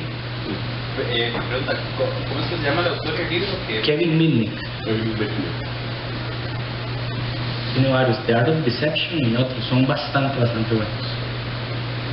Porque él cuenta cómo él realmente, con esa ingeniería social, cómo él consigue información con llamadas, incluso él es el padre de la ingeniería social, o sea, él fue el que empezó a usar ese tipo de cosas, como incluso él se iba a la basura para conseguir estas que dejan ahora dice, es un estándar, ¿verdad?, usar esos shredder para romper los papeles. Antes no, ¿verdad? Entonces él simplemente se iba y de ahí sacaba un montón de información y se impersonaba, y es bastante interesante cómo lo usaba. ¿Ok? El dominio 6, ahí... Le robaron la novia a Lucía y los títulos. Sí, es interesante lo que ese chaval hace ahí, muy súper recomendado ese libro. ¿Okay? Luego el dominio 6, criptografía, ahora toda esa política sobre criptografía, qué sistema vamos a usar, qué no vamos a usar, la parte de seguridad física y ambiental, los controles de acceso físico, esta parte es súper importante. ¿Quiénes de aquí usan batch para entrar a la oficina? La mayoría. Ok. Si ustedes ven, hay unos que son marca HID, esos vienen encriptados, son bastante seguros. Pero hay muchas empresas que dicen, mira, si yo entro a Amazon, hay unas tarjetas que me valen $1 y el lector me cuesta 50, ¿para qué le voy a pagar HID un montón de plata? Y entonces, ¿quiénes de aquí ven en condominios que usen una tarjetilla para entrar? O en el trabajo. Bueno, esas tarjetillas que usan en los condominios, pues ellos no le van a pagar HID un montón de plata por esas tarjetas. Entonces usan estas que venden genéricas. ¿Y qué es lo que pasa? Con un sistema, no sé si han escuchado, con un famoso Arduino, que es un microcontrolador, simplemente las puedes clonar. Entonces, es súper curioso porque, por ejemplo, en el condominio donde yo vivo, la administración, para hacer más plata, se usan esas tarjeticas para entrar. Y si usted quiere una tarjeta extra, te cobran como $20 o $40. Entonces yo simplemente agarré el Arduinillo, compré una tarjeta que me costó 20 centavos y ya pasé la información. Entonces, realmente algunas empresas dicen, ay, sí, yo tengo control de acceso por batch. Ok, pero ¿es ese batch seguro? ¿Realmente está encriptado? O simplemente yo puedo pasar a la par con un lector y puedo copiar ese ID y grabarlo en otro. Incluso ya ni siquiera son tarjetas, hay unos que vienen en forma de llaveros y todo. Entonces, incluso el otro día vi ya el colmo a lo que llegamos, uñas que vienen con NFC y RFID, entonces ni siquiera tiene que andar la tarjeta, nada más pasa la mano y ya lee. Ok. Luego, el control 2 es la evaluación de las amenazas físicas y ambientales de los equipos de TI. El otro día unos compañeros hicieron una investigación para un proyecto de la UI, fue súper interesante, fueron a varias empresas, tanto públicas como privadas, y veían que el departamento de TI, algunos lo que tenían era ese famoso picaporte que se usaba antes. Entonces ese era el control de acceso para que se entrara al cuarto de TI físicamente. Entonces, y realmente, ¿verdad?, tenemos que mejorar un poquito. Otros, sí, un día él llegó, ¿verdad?, y dijo, bueno, mira, si esta tenía como 3 llaves para entrar. Y él dijo, pucha, bueno, ¿puedo entrar a verlo? Sí, claro. ¿Quién tiene las llaves? ¡Roberta! Y la muchacha pues, encargada de limpieza tiene todas las llaves. Entonces, realmente para un atacante es muy fácil poder tener acceso a esas llaves y no tienen el nivel de seguridad que tenían. Y era porque ella, como entraba a limpiar, pues tenía el acceso. ¿Ok? El dominio 8 es seguridad en operaciones de la empresa, tal vez es como la que más conocemos, ¿verdad? Es esta parte de gestión de cambios, gestión de riesgos, segregación de ambientes de TI. Es interesante cómo hay empresas que hoy en día todavía no segregan ambientes, no tienen test, no tienen development, sino que simplemente todo es producción y ya. Entonces eso es bastante peligroso. Aquí yo divido en dos tipos de controles, uno contra ciberamenazas y otro contra ciberataques. ¿Por qué? Porque hay ciertos controles contra estos ciberamenazas activas, como un antivirus, un firewall, etcétera, que son fáciles de poner, un anti-malware, un anti-spyware, pero ya tenemos que tener también controles contra lo que son ciberataques. ¿Okay? Tengo un control para un ataque de negación de servicio, o para intrusiones, o para lo que sea el compañero, ingeniería social. Tengo alguna forma de defenderme contra eso, o contra ataques de phishing, que ahorita estaban, como hablábamos, de esas estafas nigerianas que son muy comunes, pero ahora están haciendo ataques de phishing que ya van target hacia la persona. Ya estudian a la persona y saben que si usted, por ejemplo, tiene cuenta en el BAC, entonces dicen, no, yo no lo voy a mandar de un banco de Sondamancapio, le voy a mandar un mail con el logo del BAC porque sé que usted tiene cuenta en el BAC, o porque sé que usted está en la universidad X, le voy a mandar un correo diciendo, mira, aquí está el reporte de notas, y usted dice, ah, sí, yo soy estudiante, y voy a confiar en eso, y le da clic y por ahí ya le entró el malware. ¿Okay? Este control 8 es bastante grande. Ahí luego ven la política de respaldos de información, hablamos de la disponibilidad de los sistemas, integridad de la información, políticas de registros de eventos de TI, políticas de instalación de software en los dispositivos. Hay empresas que le dan acceso de administrador a todo el mundo y todo el mundo puede hacer lo que quiera. Igual es un tema de debate, ¿verdad? De lo que decía el compañero, es la parte de realmente la funcionalidad, o sea, porque si no tenemos que tener un chavalillo de IT que ande por toda la empresa instalando software, y eso a veces es muy caro. Una empresa muy grande es ilograble, entonces es mejor darle permisos de administrador a todos, pero en ese caso tiene que haber una política que gobierne qué cosas puede instalar usted y qué no. Debería haber un repositorio, porque también hay gente que dice, ah, no, es que como esto es freeware lo voy a instalar, y yo es lo que siempre le digo a la gente es nada es gratis. O sea, la mayoría, mucho freeware lo que hacen es que obviamente son financiados por algunos hackers o así, y entonces tienen algún tipo de hardware o spyware por ahí guardado, entonces hay que tener mucho cuidado con las cosas gratis. Mira qué lindo, pum, lo voy a bajar, y posiblemente tiene algún troyano o algo por ahí. ¿Okay? Y luego la política de instalación de hardware también en los dispositivos. El otro día me alarmaba porque muchas veces cuando usted llega a una empresa y llega al mostrador y está hablando con la persona de servicio al cliente, a mí me asusta cuando usted ve que, digamos, está aquí el monitor y tienen el CPU aquí arriba, obviamente viendo hacia la persona, y los puertos hacia quién ven, hacia ustedes.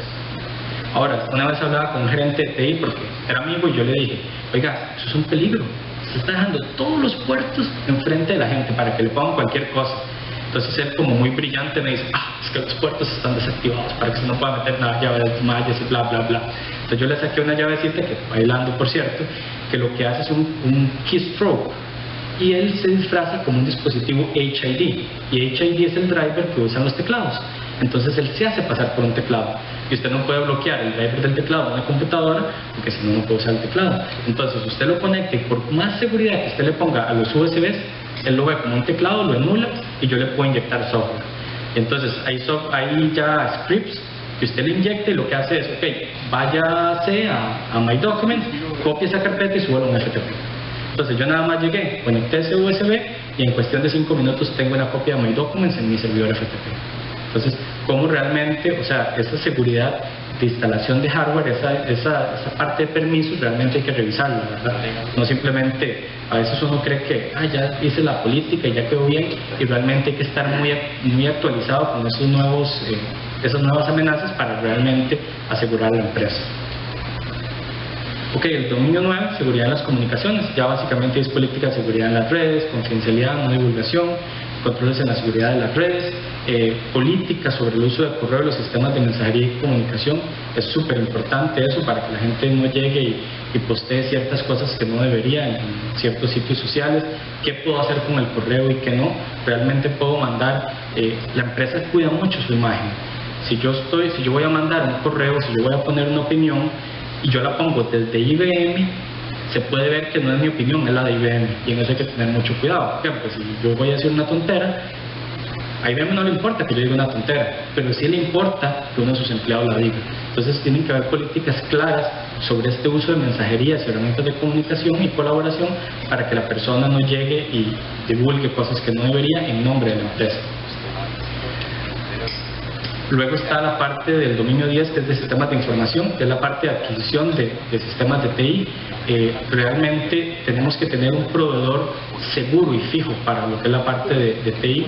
Hace poco pasó a una empresa muy grande internacional que resulta que se dieron cuenta que unos servidores que le entregaron al cliente venían con un malware instalado. Entonces fue un boom, porque imagínense, o sea, está vendiéndole a un cliente un servidor que viene con un malware. Entonces automáticamente se empezó el proceso de investigación forense a ver qué fue lo que pasó. ¿Y qué fue lo que pasó? Fue una cadena para atrás, porque resulta que, bueno, ya ahora ni siquiera la misma empresa hace los servidores, le paga una empresa china que haga los servidores, y esa empresa china le paga a una empresa X para que haga la parte de software, y esa empresa X que hace la parte de software le paga a una empresa Y para que le grabe el software en unas llaves mallas. Y esa empresa, que era como nivel 4 de proveedor, era la que venía con alguien de la empresa, le había puesto un malware a todas las llaves mallas. Entonces la llave malla, desde que venía, pasó por todo el proceso, infectando a todo el mundo y llegando incluso a infectar al cliente. Y obviamente ahí estamos hablando de penalidades altísimas. Entonces realmente tenemos que tener cuidado de a quién le compramos esos sistemas. Luego la parte de desarrollo de sistemas de TI, que también es lo que hablaba don Ignacio, ¿verdad? Hay una parte segura, un modelo, ojalá, de desarrollo seguro de software, y luego mantenimiento de los sistemas de TI. La persona que se encarga del mantenimiento, muchas veces por costos, tendemos a hacer un outsourcing, ¿verdad? Incluso muchas veces es un chavalillo que le da soporte a, no sé, a 10 empresas, ¿verdad? Entonces ahí la anda rodando y cada vez que hay un incendio le llaman, mira, vení, es que se cayó el servidor de correos, él llega, entra y se va.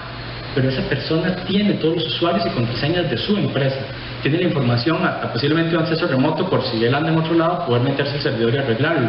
Entonces, realmente es un riesgo altísimo, porque esa persona tiene toda la información confidencial de la empresa y tal vez ni siquiera hay un contrato de por medio o una cláusula de confidencialidad, entonces es realmente peligroso. Entonces, es una anécdota.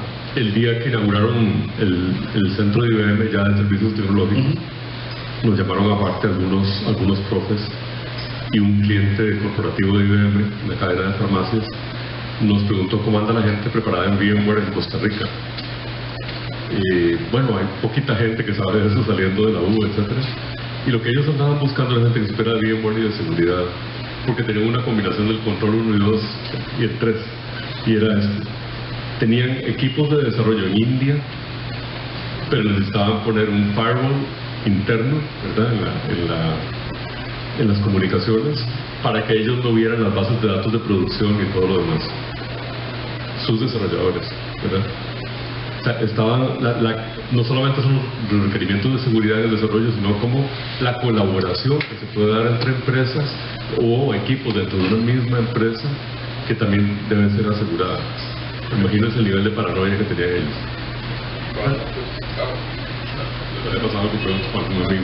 Sí, de hecho, por ahí estuve leyendo otro libro que estoy leyendo sobre ciberseguridad, que es en realidad sobre ciberterrorismo, y hablaba de que el Departamento de Defensa de Estados Unidos hace poco tuvieron varias reuniones porque decían, bueno, nosotros estamos usando Windows, pero realmente ¿quién hace Windows? Y empezaron a hacer un análisis y se dieron cuenta que Windows tiene parte de código hecho en China, en Vietnam, en Corea, por todo lado. Entonces usted dice, wow, realmente todos esos códigos son seguros. O sea, no sé cuántas millones de líneas de código tienen Windows hoy en día, pero realmente, como un par de líneas ahí, sí, facilísimo. Entonces, realmente, y se les pidió, incluso el gobierno de Estados Unidos le dijo a Microsoft, usted nos puede decir, realmente darnos una copia de los controles de calidad que usted le hacen al software, todo eso. Y Microsoft es muy cerrado y dijo, no, eso no se ve. Entonces, y realmente, por ejemplo, China lo que hizo hace poco es que China dijo, no, yo no voy a dejar que mis sistemas críticos corran en Windows, y ellos están desarrollando su propio sistema operativo ahí con un medio Windows raro para exactamente eso, ¿verdad? Para que ellos ya no confíen en si Microsoft pone ahí por algún boxillo, que ya se ha visto, ¿verdad? Como la NSA ha sacado herramientas de ciberseguridad aprovechando esas vulnerabilidades de día cero, que pueden ser casualidades o pueden ser ya implementadas por el gobierno, ¿verdad? Depende del nivel de paranoia, puede ser cualquiera de las dos. ¿Okay? El dominio 11 es relación con proveedores. Y esta parte es interesantísima. Por ejemplo, el caso que decía ahora, habrá un proveedor de nivel 4 que metió a la empresa en un problema grandísimo. De hecho, cuando escuché una reunión de que, bueno, dijeron, ahora, ¿qué hacemos? ¿Verdad? ¿A quién le cobramos? Y entonces eran millones de dólares los costos, y la empresa que originó todo era una empresilla que no valía ni $500,000. Entonces, ni siquiera valía la pena ir a demandarlos, porque era una empresa súper pequeña. Entonces, realmente, analizar esos proveedores sí es importante. Incluso, ahora que hablábamos del caso de Target, que fue uno de los hacks más grandes que ha pasado en la historia, pérdidas de casi $1 billón, y a ellos se le metieron por un proveedor. Entonces, cómo realmente sí es importante conocer esta cadena de proveedores, y a ellos les hubiera salvado mucha plata hacer eso. ¿Okay? El 2 es la gestión de incidentes de seguridad, ¿verdad? Es esta política de manejo de incidentes de seguridad, cómo maneja la empresa los incidentes de seguridad, cuáles son los controles para el manejo de esos incidentes. Hay empresas que por cosas de costos tienen un solo sistema de gestión de incidentes, y entonces los que hacen tiquetillos de nivel 1, si usted ocupa un hardware, son los mismos, es el mismo sistema, la misma base de datos que los de ciberseguridad. Entonces realmente no existe esa división de roles, lo cual es peligroso. Entonces, ¿cuáles son esos controles para manejar esos incidentes? ¿Realmente se manejan aislados o se manejan como un todo junto con cualquier otro incidente? Luego, me dio mucha gracia porque Ginny, la CEO de IBM, hace un año más o menos dijo algo que yo le hice mucha mente y me pareció que sí, es muy cierto. Ella dice que los datos son el recurso natural del futuro, que realmente tiene un valor grandísimo y no se le está dando ese valor. Y realmente es cierto, o sea, los datos son valiosísimos. De hecho, ese es el asset más importante de una empresa. Yo siempre le pregunto a la gente siempre dice, no, el asset más importante es la gente. Y si fuera así no los echarían a cada rato, ¿verdad? Entonces, no, en realidad el asset más importante es la información, es la data. Y entonces, ¿por qué es esta data? Porque esta data no lo utilizamos, no le damos el valor. Cuando tenemos incidentes de seguridad, lo que hacemos es apagar fuegos, hacer un root cause análisis, analizar las causas de por qué pasaron esos incidentes, es muy valioso. Lo que pasa es que las empresas dicen, no, tengo 3 personas, ellos se dedican a hacer los incidentes, a apagar incendios y ya. Pero realmente es más valioso de esas 3, decirle a uno, usted se va a dedicar a analizar el por qué. Porque eso va a hacer que esos tiquetes, que si usted tiene 100 tiquetes de seguridad todos los meses, usted viendo ese root cause análisis podría bajar esos 100 a 50 o a 20, incluso a 10, dependiendo de qué es lo que te esté causando esos problemas. Luego ese proceso de mejora continua en ciberseguridad. Y luego este control 5 es muy interesante. Es el proceso de recolección de evidencia en incidentes de seguridad. Esto lo hablaba con un profesor también que es abogado, y él nos decía, para ahora que tenemos esta ley de delitos informáticos, la data tiene que ser manejada con una cadena de custodia muy similar a cuando hay cualquier otro crimen. Entonces usted no puede llegar a decir, mira, este correo que me lo mandó fulano de tal y me hace amenazas, y fulano tal va a decir, demuestre que ese correo vino de mí, porque realmente usted puede impersonar muchas cosas. Entonces, esa cadena de custodia, de cómo, por ejemplo, cuando hay una unidad de delitos informáticos en el OIJ que se encarga de que cuando llegan y hacen algún caso y se llevan algunas compus, las sellan y todo, y tiene una cadena de custodias, tienen que hacer un hash de los datos. Y de hecho ha pasado, ese profesor nos contaba, que han habido casos donde ese hash al final no concuerda con el hash cuando se presenta la evidencia, y ya solo por eso la persona sale libre. ¿Por qué? Porque se puede decir que si el hash no es igual cuando se capturó el disco duro a cuando se presentó la evidencia, hubo una alteración de los datos. Entonces, como incluso los abogados juegan con eso, ¿verdad? Ahora ya el disco duro está vacío y todo está en la nube. Sí, exactamente. No sabe qué hacerlo.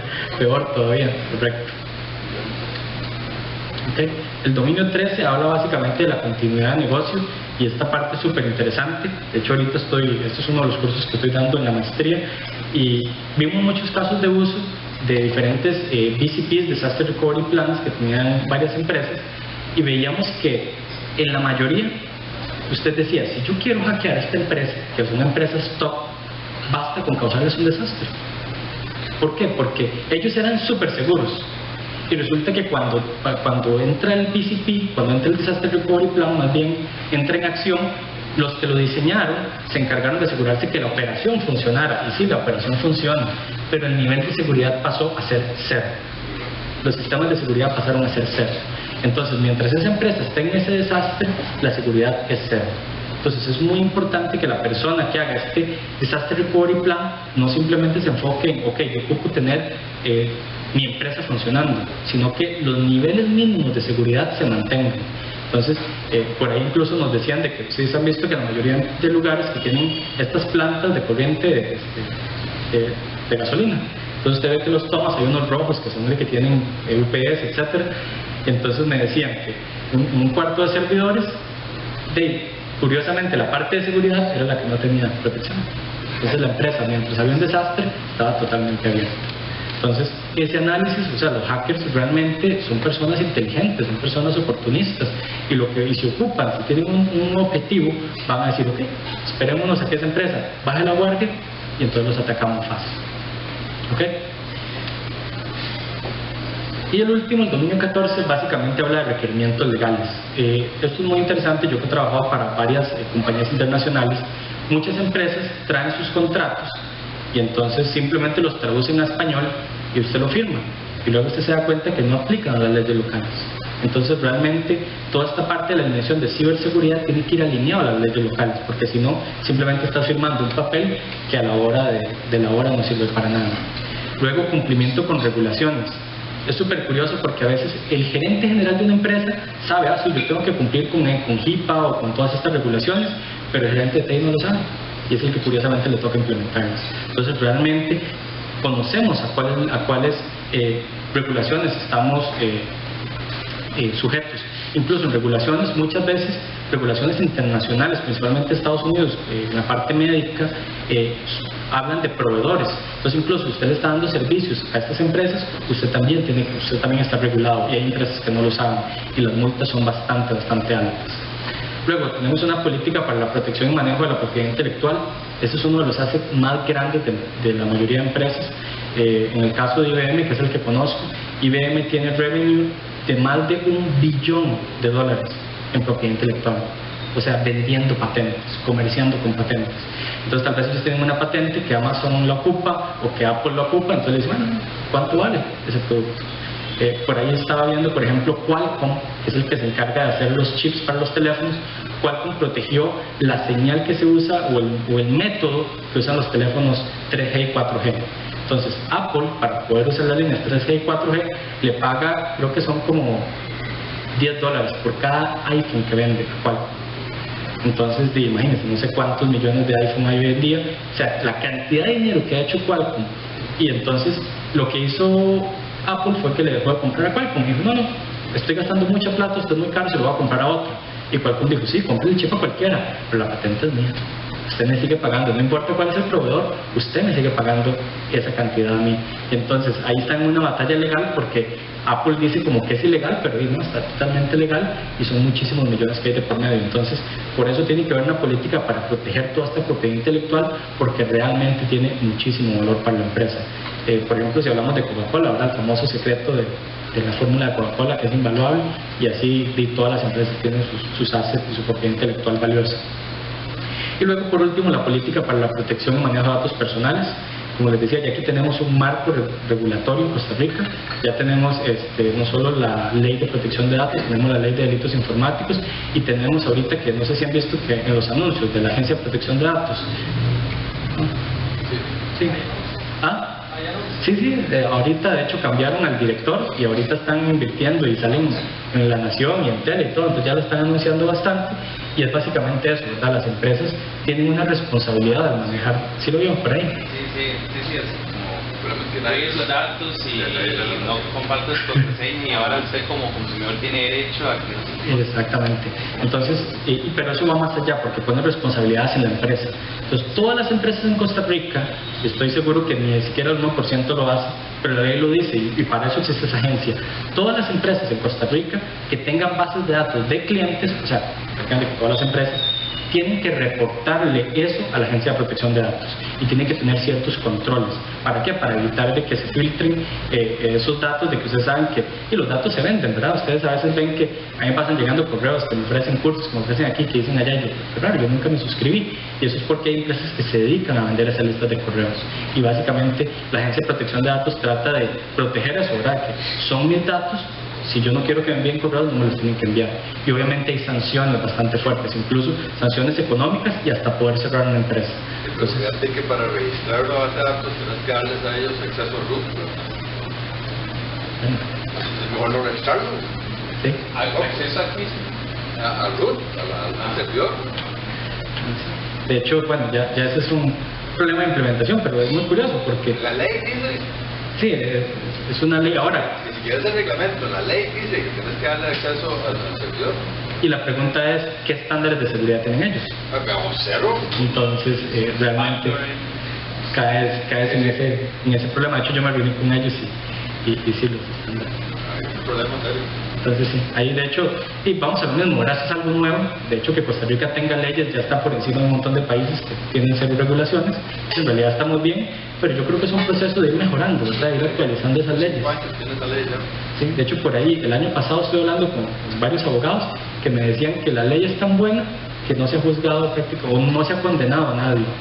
Entonces yo creo que una ley que tiene 6 años y no han habido condenas, te dice que en realidad no está bien. Para un curso de no sé quién se ha leído aquí la ley de delitos informáticos. Nadie, ok.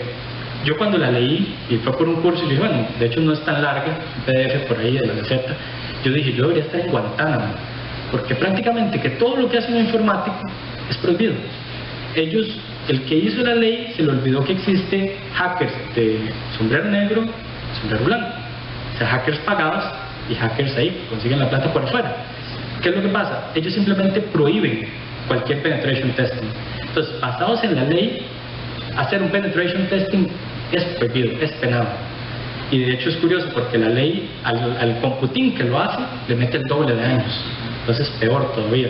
O sea, si su jefe le dice a usted haga un penetration test a aquella máquina, su jefe va 4 años, yo voy 8. Yo fui el que realmente ejecuté el comando. Entonces, en realidad la ley tiene muchos agujeros que se deberían de solucionar. O sea, por ejemplo, todas estas, no sé si han visto, para evitar phishing, hay una página que se llama Phishing, que lo que hace es que te manda phishing a tus empleados y te da un reporte de básicamente, ok, qué tan vulnerables son sus empleados a phishing. Entonces, son herramientas muy útiles para toda esta parte de phishing, ingeniería social, etcétera, y eso está prohibido explícitamente en la ley de acá. Entonces, están prohibiendo las herramientas que en realidad no sirven. Entonces, creo que la ley, por ahí debe venir el caso de que no se ha aplicado, porque si no, en realidad tendríamos que hacer una cárcel solo para informáticos, ¿verdad? ¿Quieres decir algo?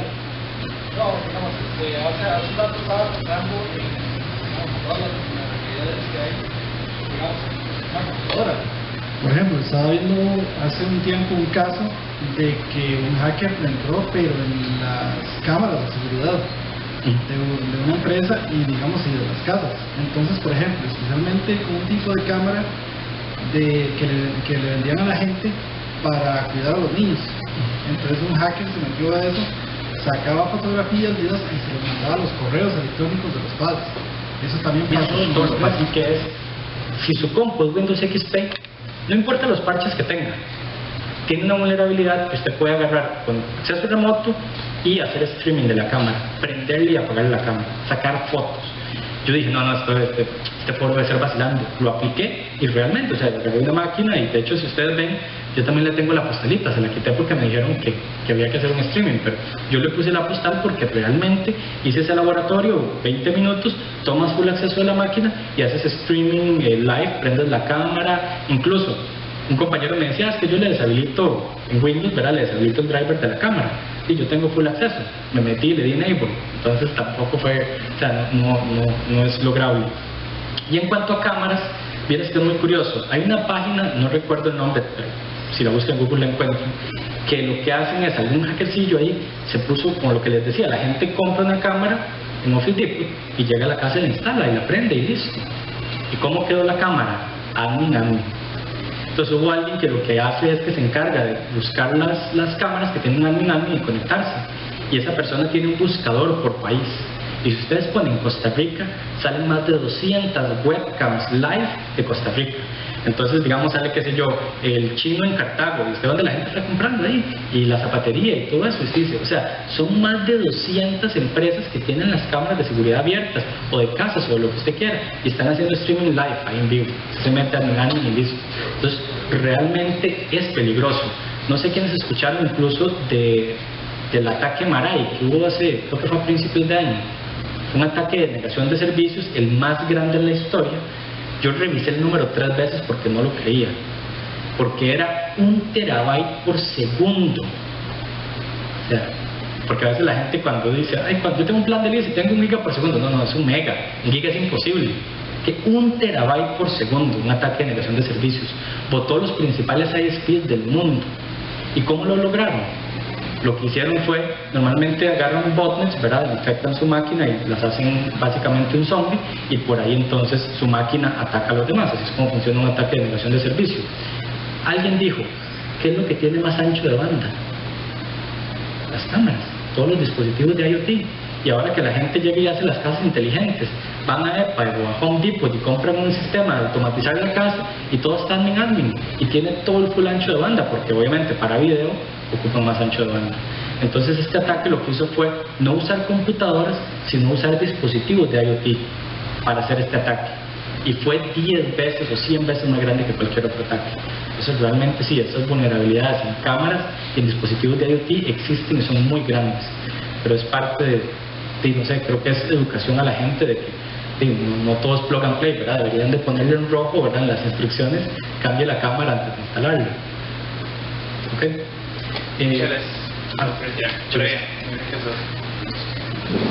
Ese es el modelo. Básicamente aquí está cómo se puede, una de las formas de implementar un modelo, que básicamente es ponemos los resultados, se pueden, como yo les decía, es modular. La empresa, dependiendo de qué tanto potencial o poder tenga, o qué tanto ancho de banda tenga, o qué tanto personal tenga, puede decir, no, yo no puedo implementar todo el modelo, es grandísimo, jamás. Bueno, empecemos por implementar estos 10 controles que son los más importantes para nuestra empresa, ¿okay? O vamos a implementar esos 3 dominios que son los más importantes. Entonces yo aquí escojo los resultados, en este caso está por controles, y entonces yo digo, ok, el control de políticas de ciberseguridad está en tal nivel, el control de manejo de activos está en tal nivel. Entonces, esto es un gráfico que yo le puedo presentar a junta directiva fácil, y decirle, vea, tengo 0 presupuesto para ciberseguridad, y si ustedes ven los controles principales, políticas de ciberseguridad, manejo de activos, control de accesos, estamos en nivel 0. Y estoy seguro que alguien en la junta directiva va a decir, control de accesos. Cualquiera puede entrar a la empresa, sí. Cualquiera puede entrar no solo a la empresa, puede entrar al cuarto de servidores ya, ahí usando un poquito de ingeniería social y decir, ay, voy para allá, voy para donde fulano y entré. Entonces, yo estoy seguro que eso ayudaría a vender la idea y a conseguir más presupuesto, que es muchas veces lo que se necesita. Un modelo lo que ayuda es una herramienta de comunicación al final para poder darle visibilidad a todas estas cosas. ¿Okay? Y otra forma de visualizarlo es con este tipo de gráficos también que te da el modelo. Entonces también verlo, decir, bueno, es una forma más gráfica de decir, ok, ¿dónde estamos bien? Y tal vez ahí nos podemos quedar, no le metamos más dinero, más recursos a esa parte, enfoquémonos en la parte que tiene menos recursos. ¿Okay? Y básicamente esa es la presentación, ese era el modelo que les quería mostrar hoy. Me gustaría ver comentarios, preguntas, dudas.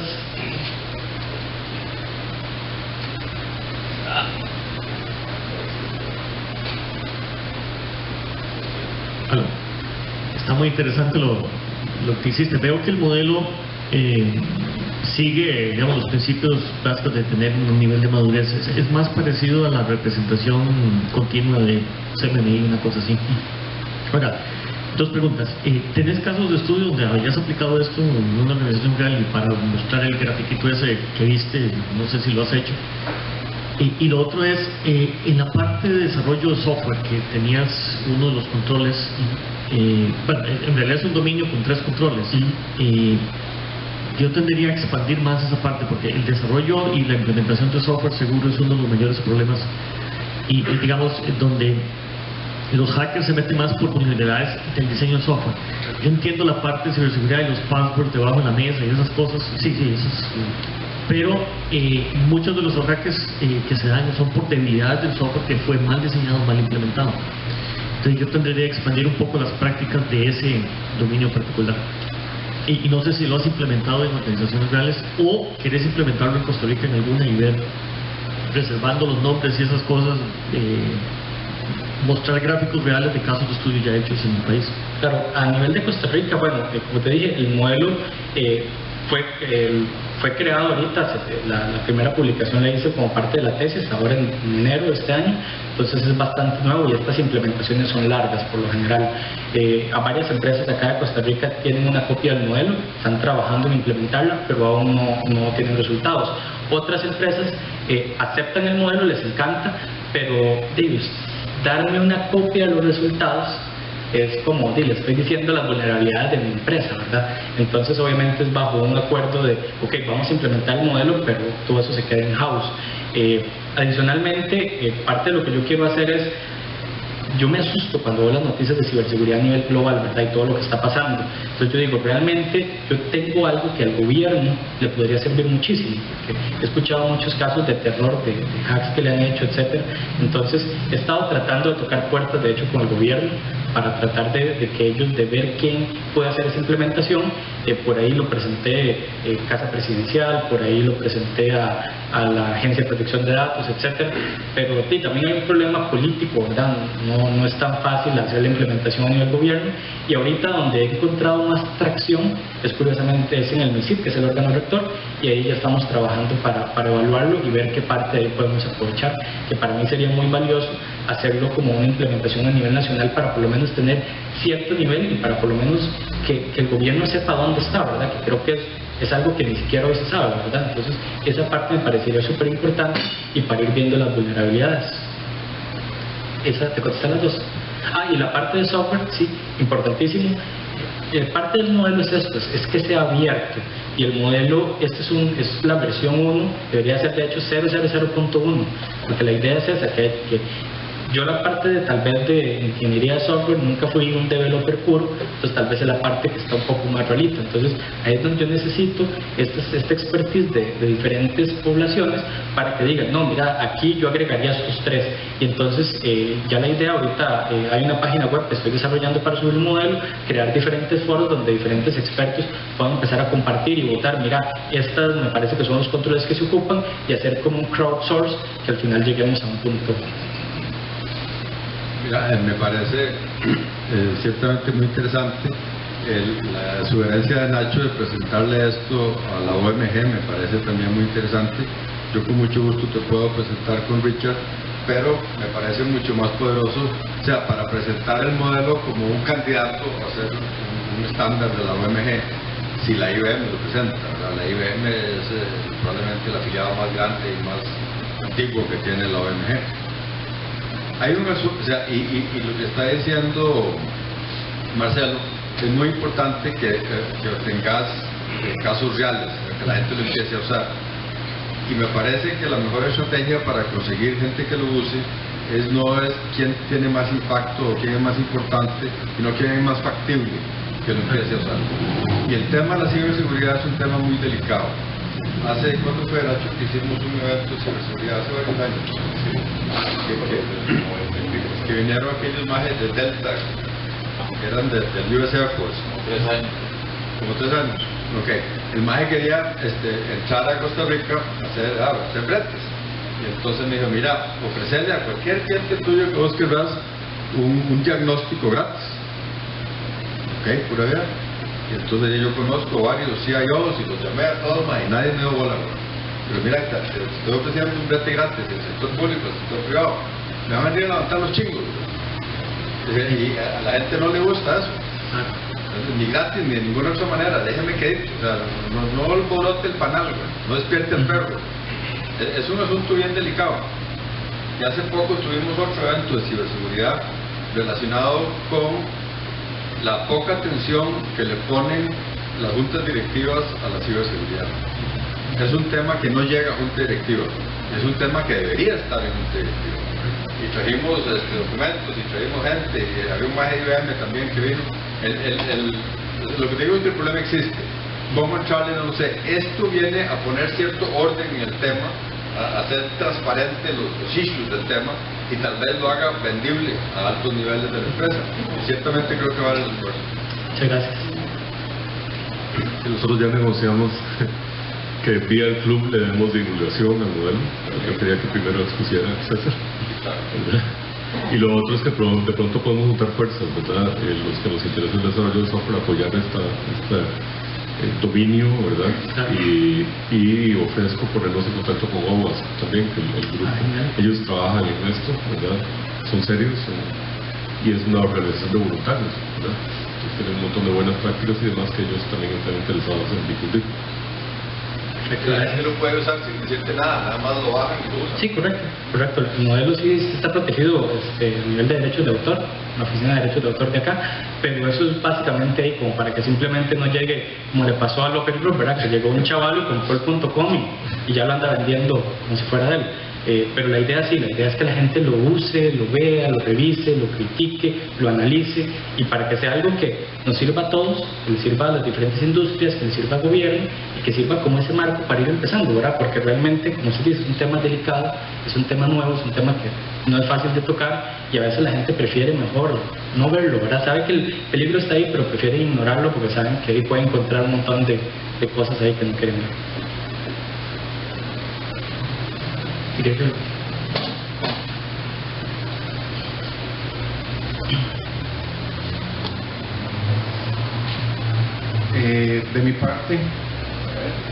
De mi parte, muy bueno el modelo, muy maduro. Me gusta el hecho de que tome en cuenta múltiples dimensiones, porque como vos decís, los ataques informáticos no son de una sola dimensión, y a veces se piensa de que, por ejemplo, que uno está en la internet y uno está seguro, y no es así. De hecho, yo trabajo en una empresa de servicios web, Akamai, y ese ataque que mencionaste, el Mirai, sí fue de los más grandes y fue en parte dirigido a Akamai porque nosotros protegemos a otras empresas e individuos. Pero es algo interesante que, como vos decís, uno cuando es empresa pequeña no piensa tanto en ciberseguridad, y todos somos parte de esto, porque si no somos parte, nos hacen parte, y eso es lo que vos mencionabas de todas las cámaras que no están aseguradas. Yo me recuerdo incluso que había una cámara en Japón, de esas de que algún día iré a Japón, pero me gustaba esa cámara porque llegaba uno y se metía y hasta le permitía controlar la cámara.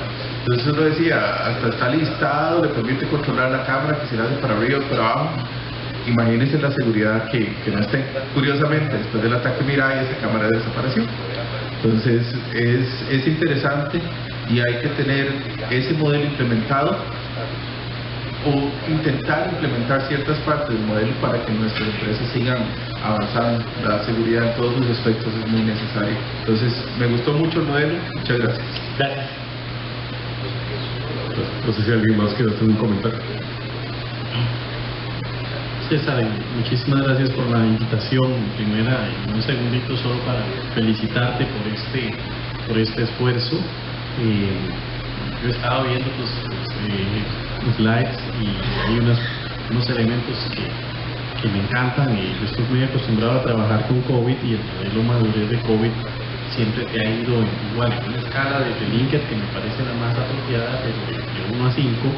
Y como bien dices, el 0 es muy explicativo. Yo tengo una formación base financiera y para mí los números como que son importantes. Yo veo un 0 como que me dice mucho más que 1, y me parece muy apropiado ese elemento, ese pequeño detalle. Quería consultarte a nivel conceptual, a nivel de definición, y es porque el modelo lo estás apenas lanzando, y me queda la siguiente duda. El modelo es madurez en ciberseguridad, que es la capa dura, la capa técnica de la seguridad informática, o es un modelo de seguridad de información que implica, como planteaste, elementos de gobierno, como una base de política de seguridad de información, y de ahí hacia arriba, pasando a la concientización de los usuarios y demás, o es de verdad el tema o tu enfoque es propiamente ciberseguridad, la parte básicamente técnica, la parte no humana de la seguridad informática? Que me cuentes ahí un poquito como para claro, que me quede más definido, porque la duda, te digo, mi pregunta va porque yo estoy en el sector público, me dedico a la auditoría de sistemas. Cuando uno quiere entrar ahí, porque todo está tan regulado, tan normado, es un poquito estricto, estos modelos son muy valiosos, son muy útiles, pero conceptualmente no es tan fácil de vender. Hay, claro, digamos, venderse a IBM que venderse los sentidos de experiencia. Sí. Por ahí, aclarame un poco esa parte. Claro, y buenísimo esa pregunta, porque fue algo de lo que cuando yo estuve haciendo esta tesis uno piensa mucho, analiza mucho, y es parte de lo que les decía. Les puedo poner el reto a todos a que googleen ciberseguridad. Van a encontrar, no sé, unos 300 definiciones diferentes. ¿Por qué? Porque es algo muy nuevo. Entonces, unos definen ciberseguridad de una forma, de otra, otros hablan de seguridad de los datos, seguridad de la información. Entonces, son términos que cuesta encontrar una sola definición aterrizada donde usted diga, sí, ciberseguridad, no sé, según la Real Academia Española es esto, ¿no? Todavía son términos que se están creando hoy en día, ¿verdad? Incluso de palabras como esto, ransomware y todo, son cosas que van evolucionando, se van creando. Y el hecho de decidir ciberseguridad fue porque, viendo todas las definiciones, si yo hablaba de seguridad de la información, pues el término más comúnmente usado, pues la gente tal vez dice, no, él está asegurando la data, la información. Entonces, ciberseguridad me pareció que era el término tal vez más general, más genérico, donde cubriera toda esa sombrilla de no solo seguridad de los datos, que al final viene siendo el fin, sino también esta parte de educación, esta parte de redes, esta parte de política, esta parte técnica, esta parte de usuarios. Entonces, me pareció que haciendo un censo de los diferentes definiciones de ciberseguridad y información de los datos, fue como el término más común que salió, y por eso de ahí que viniera ciberseguridad. Sí, por ejemplo, ISACA está promoviendo que ciberseguridad sea lo tecnológico nada más, ¿verdad? De hecho, las certificaciones son posteriores a cuando nosotros creamos la maestría en ciberseguridad, y la escogencia del nombre no fue casual, fue uno de esos eventos del club que organizó Roberto con invitados, y me tocó almorzar con un señor de AT&T de origen latino, no recuerdo el nombre ahorita. Hablamos mucho respecto de qué nombre ponerle a la maestría, ¿verdad? Teníamos otros nombres candidatos, al final escogimos ciberseguridad yéndonos más a la raíz de la palabra cibernética, ¿verdad? Que es una palabra mucho anterior, creada por Norbert Wiener. Pocos conocen a Norbert Wiener, que hablaba de los sistemas autogobernados, ¿verdad? Autogestionados, autocontrolados. Es uno de los padres de la teoría del control. Entonces, encontrando esa raíz, que es una raíz griega, ¿verdad? Pensamos que en una palabra corta, compuesta, la ciberseguridad, podíamos englobar tanto lo tecnológico como lo humano, como lo organizacional, sea público, sea privado. En realidad es cuestión de cómo define uno el término. En el tomo 1 de esa maestría están desarrollados esa terminología con base en varios marcos de referencia, y al final decidimos nombrarles para que englobara tanto seguridad de la información como la seguridad informática, la seguridad de las comunicaciones, esas cosas más que se cubren ahí. Pero, como en Galicia, ¿verdad? Defíname usted la intención de su palabra, ¿verdad? Es un poco eso, sí.